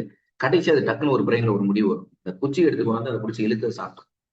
ஸோ இந்த மாதிரி வந்து என்ன அப்படின்னா அது வந்து என்னன்னா இன்சைட்ஃபுல் லேர்னிங் அப்படின்னு சொல்லுவாங்க. ஸோ இந்த 2 கேட்டகரிலாம் போட்டுரும். அப்ப இந்த அந்த கேட்டகரினா என்ன சொல்ல வருது அப்படின்னு பார்த்தோம் அப்படின்னா எஸ்ஆர் தியரிஸ். முதல்ல இது தெரியாம நீங்க தியரிக்குள்ள போகாதீங்க. முதல்ல தியரியை படிக்க போறோம்னா நான் படிக்கக்கூடிய தியரி எந்தெந்த கேட்டகரிக்கு வருது அப்படின்னு பார்க்கும்போது SR theories focus on external behaviour. இது வந்து external behaviour and stimulus response link. அதாவது வந்து எக்ஸ்டர்னல் பிஹேவியர் அப்படின்னா இதை வந்து எதை ஃபோக்கஸ் பண்ணுது இந்த தியரி அப்படின்றத இங்க சொல்லிக்கலாம். Focus on external behaviour. வெளியில இருந்து வரக்கூடிய ஒரு தூண்டலுக்கு அது எப்படி ரெஸ்பான்ஸ் பண்ணுது, அவுட் சைடு இருந்து தான் வரும் இந்த தூண்டல். அப்ப இந்த ஸ்டிமுலஸ்ன்றது தூண்டல், இந்த ரெஸ்பான்ஸ்ன்றது துலங்கல். இந்த தூண்டல் துலங்களுக்கான அதாவது வந்து பாண்டுனா வலு எப்படி இருக்கு, அந்த அந்த வலு வந்து எப்படி இருக்கு எஸ்ஆர் ஸ்டிமுலஸ் அண்ட் ரெஸ்பான்ஸ் அதை பத்தி தான் பாக்குறோம். அப்ப இது எக்ஸ்டர்னல்ல இருந்து வரக்கூடியது. ஆனா பட் ஃபீல்டு தியரிஸ் சொல்லக்கூடியது இதுக்கு இன்னொரு பேர் ஃபீல்டு தியரி இருக்கு. இது வந்து அதே மாதிரி இன்னொன்று வந்து காக்னிட்டிவ் தியரி, பெர்செப்ஷன் லேர்னிங் எப்படின்னா இதை சொல்லுவாங்க. இது ஃபீல்டு தியரி இன்னொரு பேர் இதுக்கு சொல்றாங்க. அதுவும் ஃபோக்கஸ் ஆனது என்ன, எதை ஃபோக்கஸ் பண்ணுது அப்படின்னா லேர்னர்ஸுடைய பெர்செப்ஷன். அந்த கற்றவங்களுடைய அவங்களுடைய பெர்செப்ஷன் புலன் காட்சியையும் அவங்களுடைய காக்னிஷன் அறிவாற்றலையும் அண்ட் மோட்டிவேஷன், அவங்களுக்கு மோட்டிவேஷன் கொடுக்கும்போது எப்படி இது வந்து ஆகுது அதிகமாகுது அப்படின்ற வித்தின் இயர் லேர்னிங் என்விரான்மெண்ட். அப்ப நீங்க பார்க்கும்போது நீங்க முதல் தியரி வந்து வெளியில இருந்து கொடுக்கக்கூடிய பேருக்கு ஸ்டிமுலஸ் அண்ட் ரெஸ்பான்ஸ், அதுவும் குறிப்பா அனிமலை யூஸ் பண்ணிருக்கும் போது இது ஹியூமன்ல நிறைய மேட்ச் ஆகாது. ஆனா மேட்ச் ஆகும் ஒரு சில இது. ஆனா ஃபீல்டு தியரிக்கு வரும்போது நீங்க பாருங்க இது கம்ப்ளீட்டா வந்து இந்த தியரி எதை பத்தி வருது, அதாவது காக்னிட்டிவனுடைய அறிவு சார்ந்த கற்றலோடு தொடர்புடைய கோட்பாடு எதுன்னு கேட்டாவே இந்த ஃபீல்டு தியரி தான். ஏன்னா ஃபீல்டு தியரி எதை ஃபோக்கஸ் பண்ணுதுன்னா குறிப்பா கற்றல்ல முக்கியமானவர் யாரு, லேர்னருடைய பெர்செப்ஷன், கற்றுக்கொள்வருடைய பெர்செப்ஷன் புலன் காட்சி எப்படி இருக்கிறது, அவர் எப்படி அதை டிஸ்கிரிமினேட் பண்றாரு, வரக்கூடிய ஸ்டிமுலைக்கான டிஸ்கிரிமினேஷன் எப்படி பண்றாரு, ரைட்டா பண்றாரா ராங்கா பண்றாரா. அப்படி ராங்கா பண்ணும்போது நம்மளுக்கு அது வந்து இலூஷன், ஹாலுசினேஷன் இதெல்லாம் போயிடும். அனஸ்தீசியா இதெல்லாம் வந்து அதுல போயிடும். அதெல்லாம் வந்து தவறாக ஒரு கயிறு வந்து கிணற்றடியில தொங்கிட்டு இருக்கும்போது அது வந்து பாம்பு அப்படின்னு நம்ம பர்சீவ் பண்ணுவோம். ஸோ இதெல்லாம் வந்து நம்மளுக்கு தவறாக வரக்கூடியது. ஸோ இப்போ காக்னிஷன், மோட்டிவேஷன், ஸோ இது எல்லாமே என்னது வித்தின் தி லேர்னிங் என்விரான்மெண்டல் வர்றதுனால இன் educational situation most suitable theories கற்றல் கோட்பாடு எதுன்னு கேட்டாங்க அதுனா இந்த ஃபீல்டு தியரி தான் மோஸ்ட் சூட்டபிள் அப்படின்னு நம்ம சொல்லலாம். ஸோ இப்போ ரெண்டுக்கும் உள்ள வித்தியாசம் என்னங்க, இந்த அதாவது 2 தியரி சொல்றாங்களா, ஒன்று தூண்டல் துலங்கல் தொடர்பு கோட்பாடுன்னு சொல்றாங்க. அதுல அதுக்கு 2 பேர். அந்த தூண்டல் துலங்கல் கோட்பாடு ஆங்கிலத்தில் நம்ம என்ன சொல்லணும்னா எஸ்ஆர் பாண்ட் தியரின்னு சொல்லலாம். பாண்டுனா அந்த கனெக்ஷன் எப்படி இருக்குன்னு பாக்குறது. ஸோ எஸ்ஆர்ன்றது எஸ் வந்து ஸ்டிமுலஸ், ஆர் வந்து ரெஸ்பான்ஸ். அப்ப ஸ்டிமுலஸ் அண்ட் ரெஸ்பான்ஸ் தியரின்னு உங்களுக்கு கேட்கலாம், இல்ல எஸ்ஆர் தியரின்னு கேட்கலாம். அப்படின்னா அசோசியேஷன் தியரிஸ். இது அசோசியேஷன் வார்த்தை எதை குறிக்குது, பாண்டுக்கு பதில் அசோசியேஷன் யூஸ் பண்றாங்க. இந்த ஒரு நீங்க தூண்டல் வெளியில இருந்து கொடுக்குற புறத்தை இருந்து அதுக்கான துலங்கள் அதுக்கு எப்படி வருது அப்படின்றத நீங்க அசோசியேட் பண்ணி பாக்குறீங்க. அதனால அதுக்கு அசோசியேஷன் தியரி அப்படின்னு ஒரு பேர். ஏன்னா ஏன் வந்து வெவ்வேறு பேர்கள் நான் தியரியில சொல்றேன் அப்படின்னா அந்த அந்த பேரு தெரிஞ்சாதான், ஒருவேளை நீங்க வந்து எஸ்ஆர் பான் தியரின்னு படிச்சுட்டு போயிருப்பீங்க, இல்ல ஸ்டிமுலஸ் ரெஸ்பான்ஸ் தியரி ஃபுல்லா படிச்சுட்டு போயிருப்பீங்க. அங்க வந்து சுருக்கமா எஸ்ஆர் பான் தியரின்னு கொடுக்கும்போது உங்களுக்கு கன்ஃபியூஸ் ஆகுது. படிக்கும்போது தெளிவா படிக்கும். என்ன கொடுத்து அதாவது வந்து மேல் போக்குல படிக்காது. நான் அதுக்கு அடிக்கடி வார்த்தை பண்ணி நுனிப்புள் மேய்றது கூடாது அப்படின்னு சொல்லுவேன். சரியா, மாடு வந்து கல்வி தண்ணி கலக்கி வச்சா மடமட குடிக்கும். அதுக்குள்ள அது குடிக்கிறது கல்வி கிடையாது. கல்வி முதல்ல வந்து ஒரு விஷயத்த பாக்குறீங்கன்னா உங்களுடைய புறம் காட்சியில நல்லா பாருங்க, அதுல என்ன பேர்லாம் இருக்கு, எப்படி இருக்கு, எதுல கீவேர்ட்ஸ் இருக்கு அப்படின்னு நீங்க நல்ல டைம் எடுத்து பாத்தீங்கன்னாவே உங்களுக்கு நல்லா பதிவாயிடும். சும்மா நான் ஒரு தடவைக்கு 4 தடவை படிச்சுட்டு மனப்பாடம் பண்ணி போயிடுறேன்னு போகாதீங்க. ஒரு இது எடுத்தாலும் வந்து கரெக்டா பாருங்க. ஸோ அப்போ வந்து அடுத்து பார்த்தோன்னா அறிவுக்குள்ள கோட்பாடுன்னு சொல்றாங்க. அதுக்கு வந்து ஃபீல்டு தியரின்னு சொல்றாங்க, இல்லைன்னா காக்னிட்டிவ் தியரிஸ் அப்படின்னு நம்ம சொல்றோம். ஸோ அறிவுக்குள்ள கோட்பாடுகளை பொறுத்தது. இப்ப தூண்டல் துலங்கல் கோட்பாடு அப்படின்னா என்ன, அறிவுக்குள்ள கோட்பாடு அப்படின்னா என்ன, அது நான் ஏற்கனவே உங்களுக்கு சொல்லியிருக்கேன். இந்த விஷயத்துல உங்களுக்கு அண்டர்ஸ்டாண்டிங் ஆயிருக்கு இந்த பாயிண்ட்ல. ஆனா இந்த பாயிண்ட் கூடுதலா நான் என்ன சொல்றேன் அப்படின்னா இது வந்து தூண்டல் துலங்கல் கோட்பாடு என்பது தூண்டல் துலங்கல் தொடர்புகளை பேசுறது. அதாவது வந்து ஸ்டிமுலஸ் ரெஸ்பான்ஸ் கனெக்ஷனை பத்தி பேசுறது. இது வந்து ஸ்டிமுலஸ் ரெஸ்பான்ஸ் கனெக்ஷனிஸ்டிக் தியரின்னு கூட இதை சொல்லுவாங்க. இது ப்ரீவியஸ் இதை பேஸ் பண்ணி தான் ஒரு கொஸ்டின் கேட்டுருக்காங்க. நான் தொடக்கத்துல இதை பத்தி சொன்னேன். அப்புறம் இங்க என்ன இந்த தூண்டல் துலங்கல் கோட்பாடுல என்ன விஷயத்தை கான்செப்ட் பேச வர்றாங்க அப்படின்னு பார்த்தோன்னா, ஏன்னா எஜுகேஷன் அப்ளிகேஷன் பண்ணும்போது இதை பத்தி விரிவா நீங்க தெரியணும். பட் நான் இதுல விரிவா நான் உங்களுக்கு பதிவு பண்ணல. எப்படி எந்த மாதிரி கீ கான்செப்ட் என்ன இருக்கு, இதுக்குள்ள எப்படி அந்த எஜுகேஷன்ல அப்ளை பண்றாங்க அப்படின்ற மாதிரி நான் உள்ள இதுல நான் போகல. ஏன்னா ஃபர்ஸ்ட் வந்து ஒரு லேர்னர்ஸ்க்கு வந்து என்ன அப்படின்னா ஒரு சிம்பிள் கான்செப்ட்ல உள்ள போகணும். அதுக்கடுத்து காம்ப்ளெக்ஸ்ல உள்ள போகணும். சிம்பிளுக்கு போகும்போதே காம்ப்ளெக்ஸ்ல போனா அண்டர்ஸ்டாண்ட் ஆகுது. ஏன்னா இதுவே ஒரு கற்றலினுடைய ஒரு கோட்பாடுன்னு நம்ம இதை சொல்ல முடியும். அதை கற்றல் கோட்பாடுன்னு சொல்ல விட மெத்தட் ஆஃப் டீச்சிங்ல பார்த்தா எப்படி டீச் பண்ணணும்னு சொல்லுவாங்க. கரிக்குலம் ஓரியன்டட் வரும்போது வரும். எப்பவுமே ஸ்டூடெண்ட்ஸுக்கு வந்து know to unknown, simple to complex அப்படித்தான் நீங்க டீச்சிங் பண்ணணும். எடுத்த உடனே வந்து தெரியாத ஒரு விஷயத்த நம்ம சொன்னோம்னா தெரியும். ஒரு வரலாற்று பாடத்துல ஒரு தாஜ்மஹாலை பத்தி நடத்த புரியும் அப்படின்னா போன உடனே வாத்தியார் தயார் நிலையில என்ன பண்ணணும், ப்ரிப்பேர் பண்ணும்போது வாத்தியார் உள்ள போனோம்ல, அப்பா நீங்க எல்லாரும் ஏதாவது வெளியூர்களுக்கெல்லாம் டூர் போயிருக்கீங்களா அப்படின்னு கேட்கணும் அவங்ககிட்ட. ஆமா சார் நாங்க சுற்றுலா போயிருக்கோம் அப்படின்னு சொன்னாங்கன்னா, அப்ப எந்தெந்த ஊருக்கு போயிருக்கேன் அப்படின்னு சொல்லும்போது ஒருத்தரும் ஒண்ணு சொல்லிட்டே இருக்கும். ஒருத்தர் தாஜ்மஹால் போகணும், நான் தாஜ்மஹால் போயிருக்கேன் அப்படின்னு சொல்லுவான். அப்ப அங்க இருந்து நம்ம வந்து கட்டளை தொடங்கணும். அவன் சொன்ன உடனே இப்ப தாஜ்மஹால் எங்கப்பா இருக்கு, நீ எப்ப போன அப்படின்னு கேட்பாங்க. அப்ப தாஜ்மஹால் ஆக்ரால இருக்கு சார் அப்படின்னு அவன் சொல்லுவான். அப்ப அது எந்த மாநிலத்துல இருக்குப்பா அப்படின்னு. அப்புறம் அவன்கிட்ட கேட்கறாங்க, நீ அந்த போகும்போது என்ன அப்சர்வ் பண்ண, எதுக்காக அதை கட்டியிருக்காரு. அப்ப ஷாஜகான் அவருடைய மனைவியினுடைய நினைவாக அவர் வந்து கட்டியிருக்காரு அப்படின்னு சொல்லி அவர் சொல்றாங்க அப்படின்னு வச்சுக்கங்களேன். அப்ப அதுல இருந்து இப்ப என்ன ஆகுது, எல்லா மாணவர்களுக்கும் ரொம்ப தாஜ்மஹாலுக்கு போனான் அந்த பையன் அப்படின்னு அவங்களுக்கு ஒரு சந்தோஷம் பூரிப்பு வகுப்புல வரும். அப்ப அங்க கற்றல் வந்து தயார் நிலைக்கு வந்துருவாங்க. இதுலயே வந்து லேர்னிங் கற்றல்ல வந்து எதுக்கு வந்து தாண்டேக்கு வந்து சில லாஸ் சொல்லுவார், விதிகள் சொல்லுவார், கற்றல் விதிகள் சொல்லிட்டு அதுல முதல் விதியை அவர் என்ன சொல்லுவார்னா லா ஆஃப் ரெடினஸ் சொல்லலாம். தயார் நிலையில ஒரு உயிரி இருந்தா தான் இங்க கற்றல் நடக்கும். நீங்க சும்மா போயிட்டு தாஜ்மஹாலை பற்றி இங்க நடத்த போகிறேன், தாஜ்மஹால் என்பது ஆக்ரால இருக்கு, ஒண்ணுமே அங்க அங்க அங்க வந்து என்னது எந்த லேர்னிங்குமே நடக்காது. அப்ப நீங்க மாணவர்களை முதல்ல என்ன பண்றீங்க, தூண்டி விடும்போது அப்ப தூண்டி விடும்போது ஒரு மாணவன் சொல்றது, அப்ப தாஜ்மஹால் போன ஆக்ரால இருக்கு அப்படின்னா அவன் காதுல வாங்கியிருப்பான். அங்க கொஸ்டின் கேட்கும்போது இது தாஜ்மஹாலை பற்றி விரிவாக இருக்கு, முத பாயிண்ட் ஆக்ராவில் இது இருக்கு, இது வந்து இவங்களுடைய நினைவாக, அந்த பையன் பேர் தெரியாட்டா கூட, அந்த யார் கட்டினார் பேர் தெரியாட்டா கூட, இது மனைவியினுடைய நினைவாக அப்படின்னு எழுதிடுவான். அப்ப இங்க 2 பாயிண்ட் வந்துச்சு. 5 மார்க்ல 2 பாயிண்ட் எழுதிட்டாரு. 5 பாயிண்ட் தான் எழுதினாவே மார்க் கிடைச்சு போயிடும். அப்ப இது மாதிரிக்கு நீங்க தோன்ற பிறகு அங்க தயாரிப்பு நிலை. இப்ப தயாரிப்பு நிலைக்கு மாணவர்கள் தயார் நிலைக்கு வந்துட்டாங்க. அதுக்கு பின்னாடி நீங்க வந்து தாஜ்மஹாலை பத்தி விரிவா நீங்க சொல்லும்போது அந்த பாடம் வந்து அவனுக்கு போகும். இது வந்து லா ஆஃப் உயிரி தயார் நிலையில இல்ல அப்படின்னா அங்க கற்றல் நடக்காது. லேர்னிங் வந்து நடக்கவே நடக்காது. அதான் அவர் கான்டேக் விதியில சொல்றாரு. உயிரி தயார் நிலையில இருக்கும்போது அது வேகமா நடக்கும் லேர்னிங். ஸ்டிமுலஸ் அண்ட் ரெஸ்பான்ஸ் கரெக்டா ரிசீவ் பண்ணுவாங்க. இல்லாட்டினா அது அந்த இது வந்து நடக்காது அப்படின்னு சொல்றாரு. சோ அதான். அப்ப இங்க என்ன தூண்டல் துலங்கல் கோட்பாடுல கீ கான்செப்ட் அண்டர்ஸ்டாண்டிங் என்ன சொல்ல வர்றாங்க அப்படின்னா, கற்றல் வந்து எளிய நிலையிலிருந்து கடின நிலைக்கு உயர்கிறது, ஒருங்கிணைக்கப்படுகிறது. சோ இங்க வந்து லேர்னிங் வந்து சிம்பிள் ஸ்டேஜ்ல இருந்து நீங்க எங்க போறீங்க அப்படின்னா காம்ப்ளிகேஷன் ஸ்டேஜுக்கு போறீங்க. அதான் நான் சொன்னேன். இதுதான் நான் இந்த இப்ப நீங்க கற்றல் எப்படி இதை எப்படி அப்ளை பண்றான்னு சொன்ன பத்தியில, அப்ப மெத்தட் ஆஃப் டீச்சிங்ல நீங்க இந்த கற்றல் விதியை இங்க அப்ளை பண்றீங்க. யாரு தூண்டல் துலங்கல் கோட்பாடு. தூண்டல் துலங்கல் கோட்பாடுல என்ன சொல்றாங்க, கற்றல் வந்து எப்பொழுதுமே நீங்க எப்படி கொடுக்கணும்னா எளிய நிலையில் இருந்து சிம்பிள் எளிமையாக தொடங்கணும். அப்புறம் கடின நிலைக்கு உயர்கிறது அப்படின்னா அப்ப கடின நிலைக்கு போகணும் அப்படின்றதுதான். எளிய நிலையிலிருந்து கடின நிலைக்கு. அப்ப இந்த விதியை நம்ம இங்க மெத்தட் ஆஃப் டீச்சிங்ல அப்ளை பண்ணணும். அப்ப ஆசிரியர் வந்து கற்றலை மாணவர்களுக்கு எப்படி கொடுக்கணும், எளிய இந்த தூண்டல் துலங்கல் கோட்பாடுல இருந்து நம்ம தெரிஞ்சுக்கிற விஷயம். அடுத்து இன்னொன்னு என்ன அப்படின்னா அறிவுபுல கோட்பாடு அப்படின்னு பார்த்தோம்னா இதனுடைய நோக்கம் என்பது உட்காட்சி சூழ்நிலை கூறுகள், அந்த சூழ்நிலை கூறுகள் இருக்குல்ல, உட்காட்சியினுடைய சூழ்நிலை கூறுகள், அதனுடைய தொடர்புகள் எப்படி இருக்கு அப்படின்றத நம்ம அனலைஸ் பண்ண போறோம் இங்க ஆக்சுவலா. அடுத்து மட்டும் இல்லாம கற்றல் முழுமை பகுதிகளை நோக்கி செல்கிறது. இங்க வந்து கற்றல் வந்து அங்க எளிய நிலையில இருந்து கடினநிலைக்கு போச்சு. இங்க என்ன செய்யுது, முழுமை பகுதியை நோக்கி செல்கிறது. எப்போதுமே ஒரு விஷயத்தை நான் சொல்வேன் இல்ல, காம்ப்ரிஹென்சிவ் டீச்சிங் சொல்லுவேன் பார்த்தீங்களா. அதே மாதிரி எவாலுவேஷன் பார்த்தோம்னா காம்ப்ரிஹென்சிவ் அப்படின்னு வார்த்தை யூஸ் பண்ணிக்கிட்டே இருப்பேன். இந்த காம்ப்ரிஹென்சிவ்னா என்ன அப்படின்னா மாணவர்களுக்கு வந்து ஒரு ஒரு விஷயத்தை சொல்லி தரோம் அப்படின்னா, இப்ப நீங்க பிஜிடிஆர்ல படிக்கிறீங்க அப்படின்னா இந்த லா ஆஃப் லேர்னிங்ல தூண்டல் துலங்கல் கோட்பாடு சம்பந்தமா ஏதாவது ஒரு கொஸ்டின் கேட்கறாங்க அப்படின்னா கண்டிப்பா உங்களால நான் ஆன்சர் பண்ண முடியும். நான் விதிக்கு இன்னும் போகல, அதாவது கோட்பாடை பத்தி நான் பேசல. தூண்டல் துலங்கல் அறிவுக்குள்ள கோட்பாடு, இதுக்குள்ள டிஃபரன்ஷியேட் என்ன, இது என்ன சொல்ல வருது அப்படின்னு நீங்க உங்கள்ட்ட கேட்டாங்க அப்படின்னா கண்டிப்பா ஆன்சர். ஏன்னா நான் சொன்ன தகவல்கள் எல்லாமே காம்ப்ரிஹென்சிவா உங்களுக்கு தகவல் சொல்லியிருக்கேன். சோ அப்ப கற்றல் முழுமை பகுதியை நோக்கி செல்கிறது அப்படின்னா முழுமையாக கற்றல் அப்படின்றது. அதான் அந்த முழுமைன்ற வார்த்தையை தான் கெஸ்டால்ன்ற வார்த்தைக்கு என்ன மீனிங் அப்படின்னா அது முழுமை அப்படின்னா. சோ இப்ப ஃபர்ஸ்ட் வந்து நம்ம முதல் கோட்பாடு அப்படின்னு பார்த்தோம்னா முயன்று தவறி கற்றல் கோட்பாடை தான் நம்ம இதுல பார்க்க போறோம். சோ முயன்று தவறி கற்றல் கோட்பாடை பொறுத்தளவு வந்து இது ஆக்சுவலா இது எல்லாமே என்ன அப்படின்னா முயன்று தவறி கற்றல் கோட்பாடு அப்படின்னா இந்த தகவலுக்குள்ள நீங்க தெரிஞ்சுக்கணும்.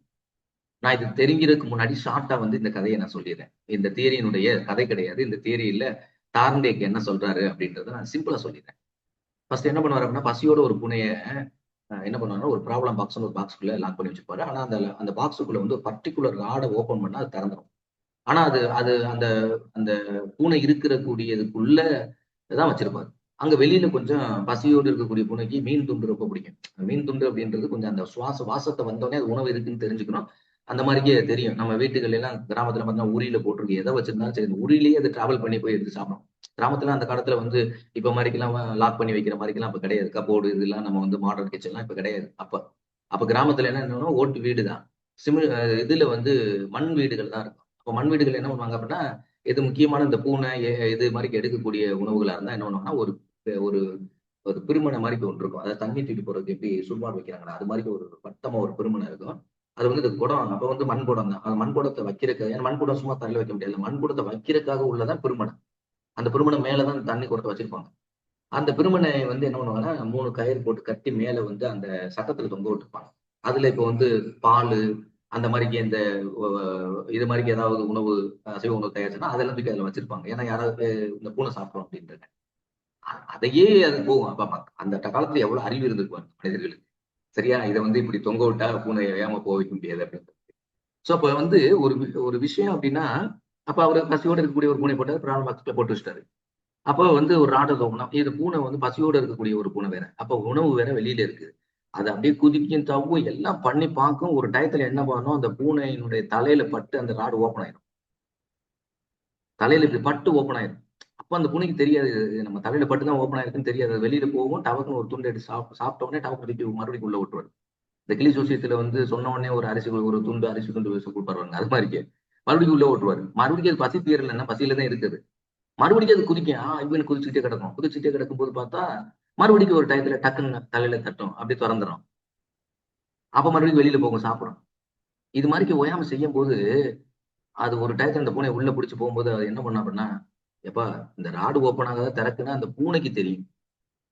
ஏன்னா ஒவ்வொரு தடவையும் தலையில தட்டி தட்டி தான் ஓப்பன் பண்ணி போகுது. அப்போ ஒரு தடவை அதுக்கு லிசன் பண்ணல. 2வது தடவை லிசன் பண்ணல. 3வது இது மாதிரி திரும்ப திரும்ப அதை செய்யும் போது அதுக்கு ஒரு டயத்துல தெரிஞ்சிருச்சு. நீங்க பூனை உள்ள பிடிச்சு போட்டு டக்குன்னு அது குதிச்சு அந்த ராடை ஓப்பன் பண்ணிட்டு வெளில போய் அதை சாப்பிட்டு அப்ப இந்த இடத்துல கட்டுக்கிருச்சு. அந்த ராடு ஓபன் பண்ணா வெளியில போகலாம் அப்படின்னு. இப்ப நீங்க கொடுத்த தூண்டலுக்கான துலங்கள் வந்து வலுப்பட்டுருச்சு. சோ இததான் வந்து தூண்டல் துருவங்கள் கோட்பாடுல அவர் பேசுவார். அந்த கோட்பாடுல என்ன நம்மளுக்கு அவர் தாண்டேக்கு பற்றியான முழுமையானது அப்படின்னு பார்த்தீங்கன்னா, கோட்பாடு தவிர்த்து வந்து அவருடைய விதிகள் இருக்கு. அதை பேஸ் பண்ணி ஒரு விதிகளை சொல்றாரு. அப்ப அமெரிக்க உளவியலாளர் இவர் எந்த நாட்டை சார்ந்தவர்? பொதுவா இதெல்லாம் கேட்க மாட்டாங்கன்னு நான் சொல்லிட்டேன். அப்புறம் ஏன் சார் இதை பத்தி சொல்றீங்க அப்படின்னா, ஒரு காம்ப்ரிஹென்சிவா படிக்கக்கூடியவங்க வந்து எதை படிக்கிறோமோ அதனுடைய அதனுடைய அடிப்படையை படிச்சுக்கணும் முதல்ல. இந்த தியரி யார் சொல்றா? எந்த ஆண்டு சொல்றாங்க? அப்படின்ற அடிப்படையை படிச்சுக்கணும். ஏன்னா இது வராது வினான்னு நான் சொல்லல. பட் இன்றைக்கு இருக்கக்கூடிய காம்ப்ளிகேஷன்ல வந்து வினா இது எல்லாமே படிச்சுட்டு வருவாங்கன்னு உங்களுக்கு தெரியும். அதனால கொஸ்டின் பேப்பர்ஸை கொஞ்சம் காம்ப்ளிகேஷன் பண்ணும்போது இந்த மாதிரி கேட்க மாட்டாங்கன்னு நான் சொல்றேனே தவிர, ஆனா அதுக்காக படிக்க போகாம இருக்கக்கூடாது. நீங்க ஒரு படிக்கிறீங்க அப்படின்னா தொடக்கத்துல வந்து இன்ட்ரோடக்ஷன் பார்த்துட்டு தான் இன்ட்ரோடக்ஷன் என்ன சொல்ல வர்றாங்கன்னு பார்க்கணும். எல்லாத்தையும் படிச்சுட்டு போகணும். அதுக்கடுத்து கடைசியா கன்க்ளூஷன்ல என்ன சொல்றாங்க அப்படின்ற முடிவு பண்ண பிறகுதான் அந்த ஹோல் கான்செப்டை நீங்க அண்டர்ஸ்டாண்ட் பண்ண முடியும். அப்ப அமெரிக்க உளவியல் அறிஞர் தான். இவர் வந்து ஒரு சைக்காலஜிஸ்ட் அப்படின்னு தெளிவாவே சொல்லிட்டாங்க. அமெரிக்க நாட்டை சார்ந்தவர்னு சொல்லிட்டாரு. இவருடைய முழு பெயர் அப்படின்னா எல்லாருமே நம்ம தாண்டேக்னே சொல்லுவோம். எட்வர்டு லீக் தாண்டேக் அப்படின்னு இவருடைய முழு பெயர். எட்வர்ட் லீக் தாண்டேக் அப்படின்ற ஒரு இவருடைய முழு பெயர். இவருடைய காலகட்டம் அப்படின்னு நம்ம பார்த்தோம் அப்படின்னா கிட்டத்தட்ட 31/8/1874 இருந்து 9/8/1949 வரைக்கும் இவருடைய காலகட்டம். அடுத்து இவர் சோதனைக்காக என்ன அனிமல்ஸ் யூஸ் பண்றாரு அப்படின்னா, பொதுவா அந்த காலத்துல எஜுகேஷன் சைக்காலஜி எல்லாமே அனிமல் தான் யூஸ் பண்ணிருக்காங்க. அதுல குறிப்பா இவர் வந்து பூனை யூஸ் பண்றாரு. அடுத்து வந்து இன்னொன்னு அதுல ஒரு எக்ஸ்பெரிமெண்டலுக்காக ஒரு பாக்ஸ் யூஸ் பண்றாரு. அதுக்கு பேர் வந்து சிக்கலறை பரிசோதனை. இது வந்து இன்னொரு பேர் கூட சொல்லலாம். சிக்கலறை பரிசோதனை செய்தவர் யார் அப்படின்னு கேட்டாங்கன்னா, எட்வர்ட் லீக் தாண்டேக் தான் அதை செஞ்சாரு அப்படின்னு சொல்லுவோம். சோ அதுக்கு வந்து பயன்படுத்துற பாக்ஸினுடைய பேர் அந்த எக்ஸ்பெரிமெண்ட்டுக்கு அப்படின்னு கேட்டாங்கன்னா, இன்னைக்கு பசல் அது இதெல்லாம் பாக்குறோம் பத்தியில பசல் கேம் அது இதெல்லாம் பார்க்குறோம். அது மாதிரி பசல் பாக்ஸ் அப்பவே அவர் யூஸ் பண்ணியிருக்காரு. தான் எப்ப 1949க்கு முன்னாடியே அவர் யூஸ் பண்ணியிருக்காரு. சோ அப்போ வந்து தாண்டேக்கினுடைய கற்றல் விதிகள் அப்படி நம்ம பார்த்தோம்னா லா ஆஃப் லேர்னிங்ஸ் அப்படின்றத நம்ம பார்ப்போம். சில ஸ்பெல்லிங் மிஸ்டேக் தமிழ்ல வந்து டைப் பண்றதுனால எரர் இருக்கு. அதனால பார்க்கணும் கற்றல் அப்படின்னு. ஏன்னா எப்பவுமே வந்து ஒரு நல்ல ஆசிரியர்களுடைய அழகு என்ன அப்படின்னா, இது மாதிரி ஒரு சின்ன சின்ன ஸ்பெல்லிங் மிஸ்டேக்கோட கூட நீங்க வந்து வகுப்பறையில் போய் பாடம் எடுக்கிறீங்க அப்படின்னா நீங்க நல்ல ஆசிரியர் கிடையாது. உறுதியா சொல்லுவேன். ஒரு பிரசன்டேஷன் வந்து இப்ப ஹையர் எஜுகேஷன்ல நாங்க வந்து சில பிரசன்டேஷன் போவோம். குறிப்பா என்னுடைய மாணவர்கள் வந்து பிஹெச்டி பிரசன்டேஷன் பண்ண போறதுக்கு முன்னாடி முதல்ல அந்த மாணவர்களுடைய பிபிடியை வாங்கிட்டு இப்ப நாளைக்கு வந்து நம்ம பிரசன்டேஷன் பண்ண போறாங்க பிஹெச்டி வைவாவுக்கு பண்ண போறாங்க அப்படின்னா வாய்மொழி தேர்வுக்கு வர போறாங்க அப்படின்னா அவங்களுடைய பிபிடியை வாங்கி முதல்ல நான் பார்க்குற விஷயம் என்ன டெக்னிக்கலா பார்க்கணும்னா பார்க்கலையோ ஸ்பெல்லிங் எரர் இருக்கா, சிங்குலர் ப்ளூரல் எல்லாம் கரெக்டா போட்டிருக்காங்களா அப்படின்னு பார்த்ததுக்கு பின்னாடி தான் ஓகே பண்ணிட்டு நாளைக்கு இந்த பிபிடியை நீங்க ப்ரெசன்டேஷன் பண்ணணும் அப்படின்னு என்னுடைய ஸ்காலர்ஸ்க்கு, என்கிட்ட பிஹெச்டி பண்ணக்கூடிய ஸ்காலர்ஸ்க்கு நான் அனுப்பி வைப்பேன். இது வரைக்கும் என்கிட்ட வந்து 9 ஸ்காலர்ஸ் வந்து என்கிட்ட பிஹெச்டி அவார்டன் ஆயிருக்காங்க பிஹெச்டியில். ஸோ எம்பியில் ஒரு 12, 14, அதுக்கு பின்னாடி அது நின்றுச்சு. எம்பியில் பொறுத்தவரை ஒரு 14 பேருக்கு ஓரளவுக்கு நான் கைட் பண்ணியிருக்கேன். ஸோ அந்த அடிப்படையில் பார்க்கும்போது நான் இதைத்தான் பார்ப்பேன். ஏன்னா ஸ்பெல்லிங் மிஸ்டேக் அவன் வந்து என்னன்னா அப்படியே மனசுல பதிவாகும். சின்ன குழந்தைக்கு வந்து அச்சாணி போல் பதிவாகும். சின்ன குழந்தைகள் எதை சொன்னாலும் அப்படியே பதிவாகும். அப்போ அது வந்து அது தப்பா அது வந்து அதனால வந்து ஆசிரியர்கள் வந்து தங்களுடைய டீச்சிங் லேர்னிங் மெட்டீரியல் பயன்படுத்தக்கூடிய மெட்டீரியல்ஸ்ல எந்த விதமான எரர் பிழைகள் இருக்கக்கூடாது. அப்பவே நான் வந்து இப்ப நீங்க இந்த எரர் இருக்கு அப்படின்னா நான் இப்ப குயிக்கா ப்ரிப்பேர் தமிழ்லையும் ப்ரிப்பேர் பண்ணும். முதல்ல ஆங்கிலத்துல மட்டும் போட்டேன், அதனால ஒன்றும் பிரச்சனை கிடையாது. அது நேச்சுரலா கிராமர் செக்ல போட்டாவே நம்மளுக்கு அது காட்டிடும் ரெட் கலர்ல. அப்போ ஆட்டோமேட்டிக்கா அதை நம்ம சேஞ்ச் பண்ணிட்டு வருவோம். பட் இது அப்படி கிடையாது. அப்போ இந்த கற்றல் அப்படின்ற வார்த்தையில இங்க தப்பா வந்து ரீக்கு பதிலாக ராங் போட்டுருக்கு. அதனால இதுல ஒவ்வொரு மிஸ்டேக் வரும்போது அதை சரி பண்ணிக்கோங்க. சரியா? நீங்க படிக்கும்போது தப்பா படிச்சிடாதீங்க. ஆயத்த விதி, ரெடினஸ். அவர் சொன்ன இதுல 3 விதி முக்கியமா சொல்றாரு. ஆயத்த விதி, ரெடினஸ் சொல்றாரு. விளைவு விதி அப்படின்றது எஃபெக்ட் விதின்னு சொல்றாரு. தென் பயிற்சி விதி அப்படின்றது எக்ஸசைஸ் விதி அப்படின்னு சொல்றாரு. ஸோ அதுல எக்ஸசைஸ்ல யூஸ் அண்ட் டிஸ்யூஸ் அப்படின்றதுலாம் சில பாயிண்ட்ஸ் அதுல இருக்குது. அடுத்து பார்த்தோம் அப்படின்னா சோதனை. என்ன சோதனை அப்படின்றது அதான் இப்ப சோதனை சொன்னேன். என்ன சோதனை அவர் செஞ்சாரு அப்படின்னா முயன்ற தவறி கற்றல் கோட்பாடு அப்படின்ற ஒரு சோதனை தான் அவர் செய்யறாரு. அந்த சோதனையில உள்ள கூறுகள் என்னென்ன காம்பனன்ட் அதுல இருக்குது அப்படின்றத பார்க்கணும். அதுக்கடுத்து வந்து அந்த கூறுகளை பார்த்தோம் அப்படின்னா அது தவிரோட வந்து அது சோதனை, அதாவது வந்து அந்த கூறுகள்ல வந்து சோதனையே பசியோடு பூனை, பசியோடு இருக்கக்கூடிய ஒரு பூனை இருக்கு. மீன் துண்டு அதனுடைய இலக்கு. பசியோடு இருக்கக்கூடிய பூனைக்கு மீன் துண்டு தான் இலக்கு. அப்ப அது வந்து இலக்கு எது அப்படின்னா மீன் துண்டு தான். சிக்கலறை புதிர்பெட்டி அப்படின்றது பசல் பாக்ஸ் அப்படின்னு சொல்லக்கூடியது. ஸோ இதுதான். ஸோ இப்ப நிறைய பேர் என்கிட்ட வந்து அடிக்கடி வந்து என்னுடைய இந்த டிஸ்கிரிப்ஷன்ல என்ன சொல்றாங்க அப்படின்னா இந்த மெட்டீரியல் கிடைக்குமா? மெட்டீரியலும் வந்து ஆக்சுவலா வந்து நாங்க இப்ப வந்து இன்னும் கம்பைல் பண்ணல. பட் ஒர்க் நடந்துகிட்டு இருக்கு. ஆனா அது உறுதி. ஏன்னா இன்னொரு சப்ஜெக்ட் நான் எடுத்துக்கிட்டு இருக்கனால முழுமையா நான் கம்பைல் பண்றதுக்கான டைம் கிடைச்சிச்சு அப்படின்னா, அப்படி இருந்துச்சு அப்படின்னா நீங்க உங்களுடைய நேம வந்து இந்த நம்பர்ல கான்டாக்ட்ல தொடர்பு வச்சுக்கோங்க. இப்ப டெஸ்ட் பேஜை பொறுத்தளவு என்ன அப்படின்னா, இப்ப நீங்க பார்க்கக்கூடிய ஒரு சில வீடியோ அங்க வந்து ஆப்புக்குள்ள நீங்க பர்டிகுலரா படிக்கிறதுக்கு வந்தீங்க அப்படின்னா உங்களுக்கு வந்து டெஸ்ட் பேஜ் உள்ள ஒரு 3000 கொஸ்டின் வந்து டாபிக் வைஸா வச்சிருக்கோம். 3000 கொஸ்டின் டாபிக் வைஸ் கிடையாது. டோட்டல் என்டே டாபிக் ஒரு 300 கொஸ்டின் டாபிக் வைஸா இருக்கும். அதை நீங்க ஆப்ஜெக்டிவ் டைப் கொஸ்டின்ஸ் நீங்க அதை அட்டன் பண்ணி பார்க்கலாம். உங்களுக்கு ஒரு எக்ஸ்பீரியன்ஸ் கிடைக்கும். ஒவ்வொரு கான்டென்ட்லயுமே ஒவ்வொரு தலைப்புலையுமே ஒரு 300 கொஸ்டின் நாங்க பிளான் பண்ணிருக்கோம். இன்கேஸ் கடைசி நேரத்தில் போடுச்சு அப்படின்னா இன்னும் இதுல ஒரு 1000, 2000 கொஸ்டின்ஸ் 5000 கொஸ்டின் வரைக்கும் வச்சுங்களேன். 3000 கொஸ்டின் தான் நாங்க மினிமம் சொல்றோம். ஏன்னா சொன்ன விஷயத்தை நம்ம செய்யணும் அப்படின்றதுல ரொம்ப சரியா இருக்கணும் அப்படின்றதான். அப்புறம் நீங்க ஆப்லன்னா லேர்னிங் பிளாட்ஃபார்ம் இருக்கும். உள்ள டெஸ்ட் பேப்பரும் போட்டுக்கலாம். அதுலேயே வந்து நீங்க வீடியோ கண்டென்ட் கேட்டுக்கலாம். இப்ப வீடியோ நம்ம நடத்துறது வந்து அங்க டாபிக் வைஸா இருக்கும். இப்போ ஒரு ஹெட்டிங் தொடங்கிட்டோம் அப்படின்னா அந்த ஹெட்டிங்குள்ள வரிசையா வீடியோஸ் இருக்கும். அடுத்தடுத்த சப் ஹெட்டிங்ஸ்க்கு வீடியோஸ் இருக்கும். அதை நீங்க பார்த்துட்டு அப்புறம் நீங்க டெஸ்ட் பேப்பர்ஸ் போட்டுக்கலாம் அப்படின்றாரு. அதே வீடியோ கண்டென்ட்டுக்கு அங்க ஒரு மெட்டீரியலும் அப்லோட் பண்ணிப்போம். அந்த மெட்டீரியலையும் நீங்க பார்க்கலாம். இந்த மெட்டீரியல் அப்படியே அங்க அப்லோட் ஆயிருக்கும். ஸோ அந்த மாதிரி அதை ஸ்கிரீன்ஷாட்லாம் பண்ண முடியாது. ஆனா நீங்க பார்க்கலாம். ஸோ இந்த மாதிரி ஒரு வாய்ப்பு இருக்குது. தேவைப்படுறவங்க நீங்க அதை பயன்படுத்தி. இது வந்து விளம்பரம் கிடையாது. தேவைப்படுறவங்க உங்களுக்கு இந்த கிளாஸ்ல நம்ம போனா நம்மளுக்கு வந்து மார்க் எடுக்க முடியும் அப்படின்னு நீங்க நினைச்சு அப்படின்னா அந்த தொடர்புக்கு கீழே ஒரு நம்பர் கொடுத்துருக்கோம். 8903596390 அப்படின்னு சொல்லக்கூடிய நம்பர் இருக்கும். அல்லது 9659662412 நம்பருக்கு நீங்க தொடர்பு கொள்ளலாம். ஸோ இப்ப தொடர்ந்து இதை பத்தி பார்ப்போம். இந்த சப்ஜெக்டை பத்தி பார்ப்போம். அடுத்து வந்து பார்த்தோம் அப்படின்னா இப்ப எக்ஸாம்பிளா பார்த்தோம் அப்படின்னா செயல்கூறுகள். இதனுடைய செயல்கூறுகள் மேல சொன்ன ஒரு காம்பனன்ட்ல செயல்கூறுகள் படிச்ச படிக்கலாம். சோதனை கூறுகள் பார்த்தோம். இதுல என்ன செயல் நடக்குது அப்படின்றத பாருங்க. நான் எல்லாமே பியூர்லி தமிழ்லயே கொடுத்துருக்கேன். ஏன்னா ஆங்கிலத்துல நான் ஆல்ரெடி அப்லோட் பண்ணிருப்பேன். நீங்க போய் பாருங்க. ஏற்கனவே பழைய சிலபஸ் இருக்கும்போது நான் நிறைய வீடியோஸ் அப்லோட், எல்லா யூனிட்டுக்குமே வீடியோஸ் அப்லோட் பண்ணிருப்பேன் பழைய யூனிட்டுக்கு. ஸோ பூனை வந்து கதவு தாழ்பானை நீக்குவதன் மூலம் வெளியே வரும் செயலை கற்றுக்கொள்கிறது. இந்த இடத்துல அது என்ன கத்துக்கிடுச்சு அப்படின்னா முத தடவை தள்ளப்படும் போது கண்டுக்கல. ஆனா அதுக்கடுத்து தள்ளப்பட அதுக்கே தெரிஞ்சிச்சு. தலையிலயோ கையிலயோ ஏதோ படுது, இப்படி குதிக்கும் போது படுதுன்னு வச்சுங்க. அப்ப அது வந்து இந்த தாளை திறந்து அப்ப புடிச்சு உள்ள போட்டவொடனே என்ன பண்ணுச்சு, டவக்குன்னு ராட திறந்துட்டு வெளியே வந்துச்சு. அப்ப கற்றுக்கிச்சு. அதான் அது சொல்றேன். சோ பூனை கதவு தாழ்பானை நீக்குவதன் மூலம் வெளியே வரும் செயலை கற்றுக்கொள்வது. தாண்டேக்கினுடைய கூற்றுப்படி எந்த ஒரு செயலை கற்றுக்கொள்ளும் போது பல தடவை முயன்று பல தவறுகளை புரிந்த பின்னர் பயிற்சிக்கு பின்னபடி தவறுகளுடைய எண்ணிக்கை குறைந்து இப்ப வந்து எரர் குறைஞ்சிருச்சு. முதல்ல உள்ள போட்ட போது ரொம்ப நேரம் எடுத்துக்கிருச்சு. அப்ப உள்ள அதுக்கடுத்து அது தெரிஞ்சுக்கிச்சு, கத்துக்கிருச்சு. ஏன்னா முயன்று பல முறை கற்றுருக்கு. அதான் சொல்றேன், முயன்று பல தவறுகளை புரிந்த பின் நம்மளுக்கு தவறு என்ன தெரியும், உள்ள புடிச்சு போட்டுறேன். அது இந்த ராடு தான் தெரியாததுனால பல முறை தப்பு தப்பா அதை புரிஞ்சுட்டு கடைசியா என்ன பண்ணிருச்சு, அதை ஓபன் பண்ணிருச்சு. அப்ப தவறுடைய எண்ணிக்கை குறைந்து இறுதியில் வந்து அதை வந்து தவறின்றி அதை வந்து சாயலாக கற்றுக்கொள்கிறது. அப்ப இறுதியா ஃபைனலுக்கு வந்துச்சு.